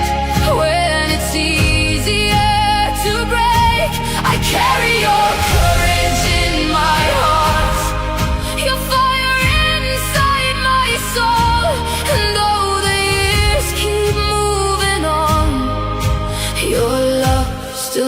leads me home.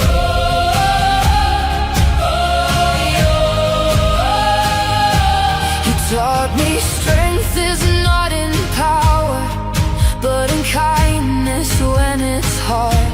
You taught me how to keep on going when the road grows cold and dark. Every lesson, every story, every laugh around the flame lies within me like an echo, calling softly through my name. And when I face my greatest battles, when I feel I can't go on, I can hear your voice beside me saying, child, you're stronger than you know.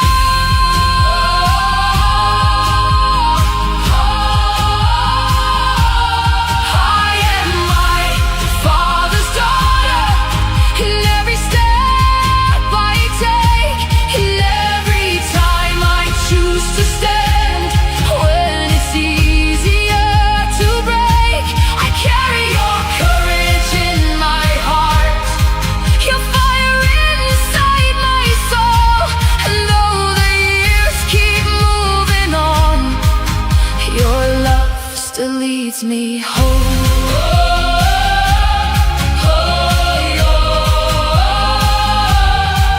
One day the snow will cover footprints, one day the fire will burn low, but the things a father gives his daughter are the things that never go.